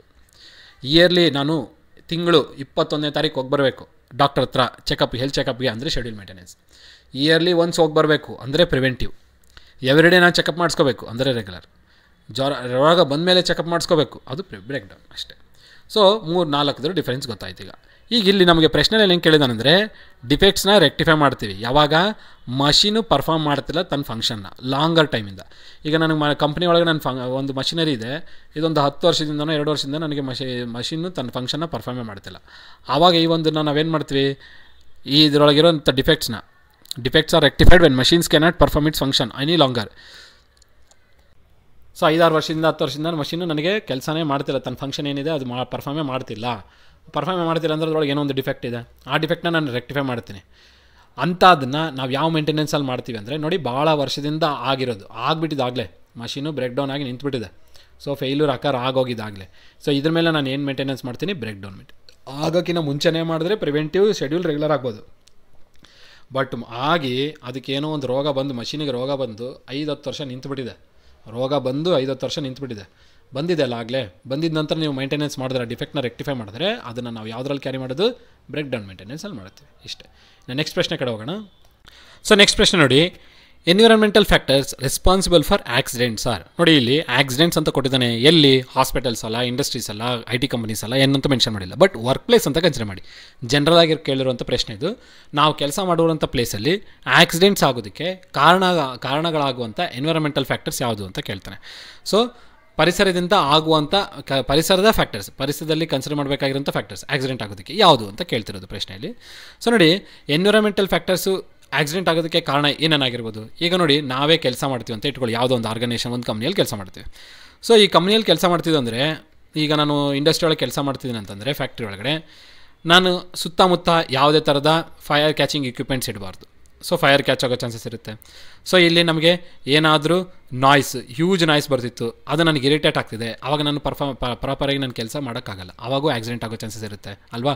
ಸೊ ಈಗ ನೀವು ಲೇತ್ ಮಷಿನ್ ಮೇಲೆ ಮಾಡ್ತಿರ್ತಾರೆ, ಲೇತ್ ಮಷಿನ್ ಮುಂದೆ ಇಟ್ಕೊಂಡು ಮಷಿನಿಂಗ್ ಮಾಡ್ತಿರ್ತಾರೆ. ಸೊ ಯಾವುದೋ ಒಂದು ಹ್ಯೂಜ್ ಹೆವಿ ವೈಬ್ರೇಷನ್ ಕ್ರಿಯೇಟ್ ಆಗ್ತಿದೆ. ಆ ವೈಬ್ರೇಷನ್ ಇರಿಟೇಟಿಂಗ್ ಥರ ಇದೆ. ವೈಬ್ರೇಷನ್ ಅಂತ ಕ್ರಿಯೇಟ್ ಆದಾಗ ಅದು ನೋಡಿ ನಿಮಗೆ ನಾಯ್ಸ್ ಕ್ಯಾಟಗರಿಯಲ್ಲಿ ಬಂತು. ಸೊ ಆ ನಾಯ್ಸ್ ನಿಮ್ಗೆ ಇರಿಟೇಟ್ ಮಾಡ್ತಿದೆ ಅಂದಾಗ ನೀವು ಆ ಮಷಿನ್ ಮುಂದೆ ನಿಂತು ಮಾಡೋಕ್ಕಾಗಲ್ಲ. ಆವಾಗ ನೀವು ಏನೋ ಒಂದು ನೀವು ಕಾನ್ಷಿಯಸ್ನೆಸ್ ಇಲ್ದಂಗೆ ನೀವು ಒಂದು ಸಡನ್ನಾಗಿ ಇಲ್ಲ ಇದೇನಂತರ ಪ್ರಜ್ಞೆ ತಪ್ಪಿಬಿಟ್ಟು ಕೆಲಸ ಮಾಡಬೇಕಾಗಿರೋ ಕೆಲಸ ಬೇರೆ ಮಷಿನ್ ಮುಂದೆ ಕೈ ಇಟ್ರಿ, ತಿರುಗೋ ಒಂದು ಟೂಲ್ ಮುಂದೆ ಕೈ ಇಟ್ವಿ, ಏನೊಂದು ಆಯಿತು ಅಂದರೆ ಅಲ್ಲೇನಾಯಿತು, ಆಕ್ಸಿಡೆಂಟ್ ಕಾಸ್ ಆಗುತ್ತಲ್ವಾ. ಸೊ ಅಂದರೆ ನಾಯ್ಸಿಂದನೂ ನನಗೆ ಆಕ್ಸಿಡೆಂಟ್ ಆಗೋ ಚಾನ್ಸಸ್ ಇರುತ್ತೆ. ಇನ್ನು ಬ್ಯಾಡ್ ಸ್ಮೆಲ್ ನೋಡಿ, ಇಲ್ಲಿ ಆಪ್ಷನ್ ಏನಲ್ಲಿ ನಾನು ನೋಡ್ಕೊತಾ ಬಂದ ಬ್ಯಾಡ್ ಸ್ಮೆಲ್. ನಾವು ಕೆಲಸ ಮಾಡೋ ಸುತ್ತಮುತ್ತ ಏನಾದರೂ ಕೆಟ್ಟ ಸ್ಮೆಲ್ ಬರ್ತಾಯಿದ್ರು ನಾನು ಪ್ರಾಪರಾಗಿ ಕಾನ್ಸಂಟ್ರೇಟ್ ಮಾಡೋಕ್ಕಾಗಲ್ಲ. ಆವಾಗಿನ ಸಂದರ್ಭದಲ್ಲೂ ನನಗೇನಾಗುತ್ತೆ, ಆಕ್ಸಿಡೆಂಟ್. ಅಂದರೆ ನಾನು ಮಾಡೋ ಕೆಲಸ ತಪ್ಪುತ್ತೆ, ಮಾಡಬೇಕಾಗಿರೋ ಕೆಲಸ ತಪ್ಪುತ್ತೆ, ನಾವು ಏನೋ ಒಂದು ಆಕ್ಸಿಡೆಂಟ್ ಮಾಡಿಡ್ತೀವಿ. ಅಂದರೆ ಕೆಲಸನ ಮಾಡಬೇಕಾಗಿರೋ ಕೆಲಸ ಬಿಟ್ಟು ಬೇರೆ ಕೆಲಸ ಮಾಡಿಡ್ತೀವಿ. ಆವಾಗ ಒಂದು ಮಿಸ್ಟೇಕ್ ಆಗುತ್ತೆ, ಆ ಮಿಸ್ಟೇಕಿಂದ ಒಂದು ಆಕ್ಸಿಡೆಂಟ್ ಕಾಸ್ ಆಗೋಗ್ಬೋದು. ಅದೇ ರೀತಿಯಲ್ಲಿ ಪೂರ್ ಹೌಸ್ ಕೀಪಿಂಗ್, ಅಂದರೆ ನಾವು ವರ್ಕ್ ಮಾಡಬೇಕಾಗಿರೋ ಸ್ಥಳ ಕ್ಲೀನಾಗಿಡಬೇಕು. ನಮ್ಮ ಫ್ಲೋರ್ ಮೇಲೆ ಅಲ್ಲಿ ಒಂದು ಸಾಮಾನು ಬಿದ್ದಿತ್ತು, ಇಲ್ಲೊಂದು ಸಾಮಾನು ಬಿದ್ದಿತ್ತು ಅಂದರೆ ಕ್ಲೀನಾಗಿ ಇಟ್ಟಿಲ್ಲ ಅಂತಂದರೆ ನಮಗೆ ಕರೆಕ್ಟಾಗಿ ಕಾನ್ಸಂಟ್ರೇಟ್ ಮಾಡೋಕ್ಕೂ ಆಗಲ್ಲ. ಅಲ್ಲಿ ಪೂರ್ ಹೌಸ್ ಅಂದರೆ ಪ್ರಾಪರಾಗಿ ಹೌಸ್ ಕ್ಲೀನ್ ಇಟ್ಟಿರಬೇಕು. ನಾವು ವರ್ಕ್ ಮಾಡೋಂಥ ಏರಿಯಾ ಸ್ಪೇಸ್ ಏನಿದೆಯಲ್ಲ ಅದು ಯಾವಾಗೂ ಕ್ಲೀನ್ ಆ್ಯಂಡ್ ಟೈಡ್ ಆಗಿರಬೇಕು. ಕ್ಲೀನ್ ಆ್ಯಂಡ್ ಟೈಡ್ ಇದ್ದಾಗ ನಾವು ವರ್ಕ್ ಮೇಲೆ ಕರೆಕ್ಟಾಗಿ ಫೋಕಸ್ ಮಾಡೋಕ್ಕಾಗುತ್ತೆ. ಆಗ ನಮಗೆ ಸಾಕಷ್ಟು ಆಕ್ಸಿಡೆಂಟ್ಸ್ನ ತಪ್ಪಿಸ್ಬೋದು. ಈಗ ಇದ್ರ ಮೇಲೆ ಫ್ಲೋರ್ ಮೇಲೆ ಯಾವುದೋ ಒಂದು ಸ್ಲಿಪ್ಪರಿ ಎಲಿಮೆಂಟ್ ಬಿದ್ದಿತ್ತು, ನಾ ಎಲಿಮೆಂಟ್ ಮೇಲೆ ಎಲಿಮೆಂಟ್ ಮೇಲೆ ಕಾಲಿಟ್ಟು ಸ್ಲಿಪ್ ಆದೆ, ಅವಾಗ ಇಂಜುರೀಸ್ ಕಾಸ್ ಆಗುತ್ತೆ, ಅದು ಒಂದು ಆಕ್ಸಿಡೆಂಟಾ. ಸೊ ಅದೇ ಥರನೇ ಬ್ಯಾಡ್ ಸ್ಮೆಲ್ ತೊಗೊಳ್ತೀವಿ, ಹೆಲ್ತ್ ಇಶ್ಯೂಸ್ ಆಗಿ ಇಲ್ಲ ಫೀಲ್ ಆದ್ರೂ ಅಲ್ಲೊಬ್ಬ ಆ್ಯಬ್ಸೆನ್ಸ್ ಆಯಿತು, ಅವಾಗ ಏನಾಗುತ್ತೆ, ಪ್ರೊಡಕ್ಟಿವಿಟಿ ಕಮ್ಮಿ ಆಗುತ್ತೆ. ಹೌದಾ, ಇಲ್ಲ ಆದೆ ಅಂತಂದರೆ ಅದೇನಾಯಿತು, ಒಂದು ಆಕ್ಸಿಡೆಂಟ್ ಆದಂಗೆನ. ಅದೇ ಥರನೇ ನಾಯ್ಸ್ ಇರಿಟೇಟ್ ಆಗುತ್ತೆ, ಮಷಿನಿಂಗ್ ಕಡೆ ಕರೆಕ್ಟ್ ಫೋಕಸ್ ಮಾಡ್ತಾಯಿಲ್ಲ, ಏನೋ ಒಂದು ಮಿಸ್ ಆಗಿ ನಾನು ಕೈನ ಅಂದರೆ ಆ ಒಂದು ಇರಿಟೇಷನ್ ಆಗೋದ್ರಿಂದ ಕರೆಕ್ಟಾಗಿ ಫೋಕಸ್ ಮಾಡದೇ ಇರೋ ಕಾರಣದ ಕೈ ಮೇಲೆ ಸ್ಕ್ರ್ಯಾಚಸ್ ಆಗ್ಬೋದು, ಕಾಂಪೊನೆಂಟ್ನ ಕರೆಕ್ಟಾಗಿ ಲೊಕೇಟ್ ಮಾಡ್ದಂಗೆ ಲೂಸ್ ಆಗಿ ಕಾಂಪೊನೆಂಟ್ ಬಂದು ನಮ್ಗೆ ಹೊಡಿಬೋದು ಅಲ್ವಾ. ಸೊ ಇರಿಟೇಷನಿಂದಲೂ ನಮಗೆ ಒಂದು ಆಕ್ಸಿಡೆಂಟ್ ಆಗೋ ಚಾನ್ಸಸ್ ಇರುತ್ತೆ. ಸೊ ಆಪ್ಷನ್ ಏನು ಸೂಟಬಲ್ ಆಪ್ಷನ್ ಇದಕ್ಕೆ, ಆಪ್ಷನ್ ಬಿ ನೋಡಿ. ಯಾಕಂದರೆ ಬೋತ್ A and B ಕೊಟ್ಟಿದ್ರಲ್ಲ, ಹಾಗಾಗಿ ಆಪ್ಷನ್ ಬಿನೂ ನೋಡಿ. Two high and two low temperature out place. So temperature ಕೂಡ ಅಷ್ಟೇ, ಅತಿ ಕಮ್ಮಿ ಟೆಂಪರೇಚರ್, ಕೂಲ್ ಟೆಂಪರೇಚರ್ ಇದು ನಮಗೆ ಕೆಲಸ ಮಾಡೋಕ್ಕಾಗಲ್ಲ, ಅದರಿಂದನೂ ಆಕ್ಸಿಡೆಂಟ್ಸ್ ಆಗೋ ಚಾನ್ಸಸ್ ಇರುತ್ತೆ. ಹೈ ಟೆಂಪರೇಚರ್, ಸೆಕೆ ಆಗೋಂಥ ಟೆಂಪರೇಚರ್ ಇದ್ದು ಅಲ್ಲೂ ಆಕ್ಸಿಡೆಂಟ್ಸ್ ಆಗೋ ಚಾನ್ಸಸ್ ಇರುತ್ತೆ. ಅಂದರೆ ಇಲ್ಲಾಗ್ಬೋದು, ನಿಮಗೆ ಬಾಡಿ ಟೆಂಪರೇಚರ್ ಆಗೋದ್ರಿಂದ ಜಾಸ್ತಿ ಆಗೋದ್ರಿಂದ, ಬಾಡಿ ಟೆಂಪರೇಚರ್ ಕಮ್ಮಿ ಆಗೋದ್ರಿಂದ ನೀವು ಇಲ್ಲಾಗಿ ಫಾಲ್ ಆಗ್ಬೋದು, ಆ ಇಲ್ಲಿಂದನೂ ನಿಮಗೆ ಆಕ್ಸಿಡೆಂಟ್ಸ್ ಕ್ರಿಯೇಟ್ ಆಗ್ಬೋದು ಮಷಿನ್ ಮುಂದೆ. ಸೊ ಹಾಗಾಗಿ too high temperature, too low temperature ಮತ್ತು ಪ್ರಾಪರ್ ಲೈಟ್ನಿಂಗ್ ಇಲ್ಲದೆ ಇದ್ದಾಗೂ ಅವಾಗೂ ಆಕ್ಸಿಡೆಂಟ್ಸ್ ಆಗುತ್ತೆ. ಹಾಗಾಗಿ ಇಲ್ಲಿ ನನಗೆ option A and B both are correct ಅನ್ನೋದು ಆಪ್ಷನ್ ಆಗುತ್ತೆ. ಸೊ ಆಪ್ಷನ್ ಸಿ ಈ ಪ್ರಶ್ನೆಗೆ ಉತ್ತರ ಆಗುತ್ತೆ. ಇಲ್ಲಿ ನೋಡಿ, environmental factors that lead to industrial accidents ಯಾವುದಿರ್ಬೋದು, ಪೂರ್ ಲೈಟ್ನಿಂಗ್ ಕರೆಕ್ಟಾಗಿ ಕೊಡ್ತಿಲ್ಲ ನಾವು ಕೆಲಸ ಮಾಡೋ ಕಡೆಗೆ, ಅಥವಾ ಎಕ್ಸ್ಟ್ರೀಮ್ ಟೆಂಪರೇಚರ್ ಅಥವಾ ಹೈ ಲೋ ಟೆಂಪರೇಚರ್. ಎಕ್ಸ್ಟ್ರೀಮ್ ಅಂದರೆ ಎಕ್ಸ್ಟ್ರೀಮ್ ಹೈ ಇರ್ಬೋದು, ಲೋ ಇರ್ಬೋದು, ಅದರಿಂದನೂ ನಮಗಾಗುತ್ತೆ.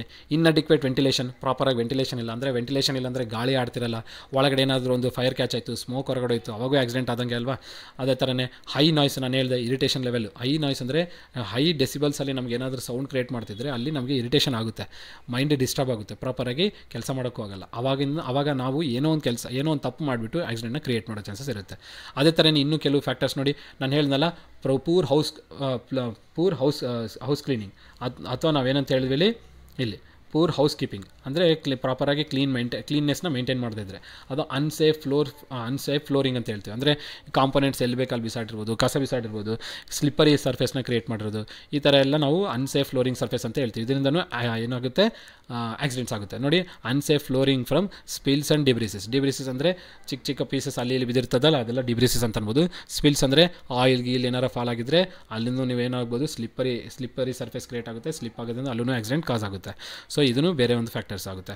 ಅದೇ ಥರನೇ ಪೂರ್ ಏರ್ ಕ್ವಾಲಿಟಿ, ಅಲ್ಲಿ ಒಳಗಡೆ ಕೆಲಸ ಮಾಡುವಾಗ ಪ್ರಾಪರಾಗಿ ಏನು ವೆಂಟಿಲೇಷನ್ ಇಲ್ಲದೆ ಇದ್ದು, ಅಥವಾ ನಮಗೆ ಒಳಗಡೆ ಪ್ರಾಪರಾಗಿ ಫ್ಲೋ ಆಗಬೇಕಾಗಿರೋ ಏರ್ ಫ್ಲೋ ಆಗ್ದಂಗೆ ಇಂಪ್ರಾಪರ್ ಏರ್ ಅಥವಾ ಪೂರ್ ಕ್ವಾಲಿಟಿ ಏರ್, ನಮಗೆ ಏನು ಬ್ರೀತಿಂಗಿಗೆ ಬೇಕಾಗಿರುವಂಥ ಒಳ್ಳೆ ಕ್ವಾಲಿಟಿ ಏರ್ನ ಸಪ್ಲೈ ಮಾಡ್ದಂಗೆ ರೆಸ್ಪಿರೇಟರಿ ಪ್ರಾಬ್ಲಮ್ ಆಗುವಂಥ ಏರ್ನ ಸಪ್ಲೈ ಮಾಡೋದು, ಅಂದರೆ ಪೂರ್ ಕ್ವಾಲಿಟಿ ಏರ್ನ ಸಪ್ಲೈ ಮಾಡೋದ್ರಿಂದನೂ ಆಕ್ಸಿಡೆಂಟ್ಸು ಕಾಸ್ ಆಗುತ್ತೆ. ಸೊ ಈ ಎಲ್ಲ ಕಂಡೀಷನ್ಸ್ನು ಇಂಡಸ್ಟ್ರಿ ಒಳಗಡೆ ನಮಗೆ ಆಕ್ಸಿಡೆಂಟ್ಸ್ ಕ್ರಿಯೇಟ್ ಮಾಡೋಂಥವು. ಇವೆಲ್ಲ ಎನ್ವಿರಾನ್ಮೆಂಟಲ್ ಫ್ಯಾಕ್ಟರ್ಸ್ ಆಗಿರ್ತವೆ. ಸೊ ನೋಡಿ, these conditions can lead to slips, falls, heat related illness, hearing damage, ನಾಯ್ಸಿಂದ, respiratory problems, poor air quality ಇರೋದ್ರಿಂದ, ಹೀಟ್ ರಿಲೇಟೆಡ್ ಹೈ ಟೆಂಪರೇಚರ್ ಇರೋದ್ರಿಂದ ಅಥವಾ ಎಕ್ಸ್ಟ್ರೀಮ್ ಟೆಂಪರೇಚರ್ ಇರೋದ್ರಿಂದ, ಇಲ್ನೆಸ್ ಅದೇ ಎಕ್ಸ್ಟ್ರೀಮ್ ಟೆಂಪರೇಚರು ಮತ್ತು ಎಕ್ಸ್ಟ್ರೀಮ್ ಟೆಂಪರೇಚರು, ನಾಯ್ಸು, ಇವೆಲ್ಲದರಿಂದ ನೀವು ಇಲ್ಲ ಫಿಯರ್ ಆಗ್ತೀರ. ನಾಯ್ಸ್ ಅಂದರೆ ಹಿಯರಿಂಗ್ ಡ್ಯಾಮೇಜ್ ಆಗೋ ಚಾನ್ಸಸ್ ಇರುತ್ತೆ, ಕಿವಿ ಸರಿಯಾಗಿ ಕೇಳಿಸ್ದಂಗೂ ಆಗ್ಬೋದಲ್ವಾ. ಅದೇ ಥರ ರೆಸ್ಪಿರೇಟರಿ ಪ್ರಾಬ್ಲಮ್ಸ್ ಏನಕ್ಕೆ, ಪೂರ್ ಕ್ವಾಲಿಟಿ ಏರ್ ಇರೋ ಕಾರಣದಿಂದ. ಸೊ ಇವೆಲ್ಲವೂ ನೋಡಿ environmental factors that lead to industrial accidents. So ಇವೆಲ್ಲವೂ ಇರೋದ್ರಿಂದ ನಮಗೆ ಇಂಡಸ್ಟ್ರಿನಲ್ಲಿ ಆಕ್ಸಿಡೆಂಟ್ಸ್ನ ನಾವು ನೋಡ್ಬೋದು. ಸೊ ಹಾಗಾಗಿ noise, hearing problem, bad smell, ಏನೋ ನಮಗೆ ರೆಸ್ಪಿರೇಟರಿ ಪ್ರಾಬ್ಲಮ್ಮು ಅಥವಾ ಸ್ಮೆಲ್ಲಿಂಗ್ ಸೆನ್ಸು ಹೋಗೋ ಚಾನ್ಸಸ್ ಇರುತ್ತೆ. ಪೂರ್ ಹೌಸ್ ಕೀಪಿಂಗು, ಕ್ಲೀನಿಂಗ್ ಇಡೋದ್ರಿಂದ ಸ್ಲಿಪ್ಪರಿ ಸರ್ಫೇಸ್ ಕ್ರಿಯೇಟ್ ಆಗೋದು, ಎಕ್ಸ್ಟ್ರೀಮ್ ಟೆಂಪರೇಚರು ಅಂದರೆ ಹೀಟಿಂದ ಇಲ್ನೆಸ್ ಕ್ರಿಯೇಟ್ ಆಗೋದು. ಸೊ ಇವೆಲ್ಲವೂ ಏನಾಗುತ್ತೆ, environmental factors that are responsible for accidents. So ನಿಮಗೆ ಈ ಪ್ರಶ್ನೆಯ ಉತ್ತರ ಗೊತ್ತಾಗಿರ್ಬೇಕು ಅನಿಸುತ್ತೆ. ಸೊ ಇಲ್ಲಿಗೆ ಈ ಒಂದು ವಿಡಿಯೋನ ಎಂಡ್ ಮಾಡ್ತೀನಿ. ಈ ಎಲ್ಲ ಪ್ರಶ್ನೆಗಳು ನಮಗೆ exam point of view important ಆಗಿರುತ್ತೆ. ಮುಖ್ಯವಾಗಿ ಎಕ್ಸ್ಪ್ಲನೇಷನ್ಸ್ ಭಾಳ ಇಂಪಾರ್ಟೆಂಟ್ ಆಗಿರುತ್ತೆ. ಎಲ್ಲ ಪಾಯಿಂಟ್ಸ್ನ ಚೆನ್ನಾಗಿ ನೋಟ್ ಮಾಡ್ಕೊಳ್ಳಿ, ಚೆನ್ನಾಗಿ ಅರ್ಥ ಮಾಡ್ಕೊಳ್ಳಿ. ಈ ವಿಡಿಯೋ ಇಷ್ಟ ಆದರೆ ಲೈಕ್ ಮಾಡಿ, ಚಾನಲ್ಗೆ ಸಬ್ಸ್ಕ್ರೈಬ್ ಮಾಡಿ, ನಿಮ್ಮ ಫ್ರೆಂಡ್ಸ್ ಜೊತೆಗೆ ಶೇರ್ ಮಾಡಿ.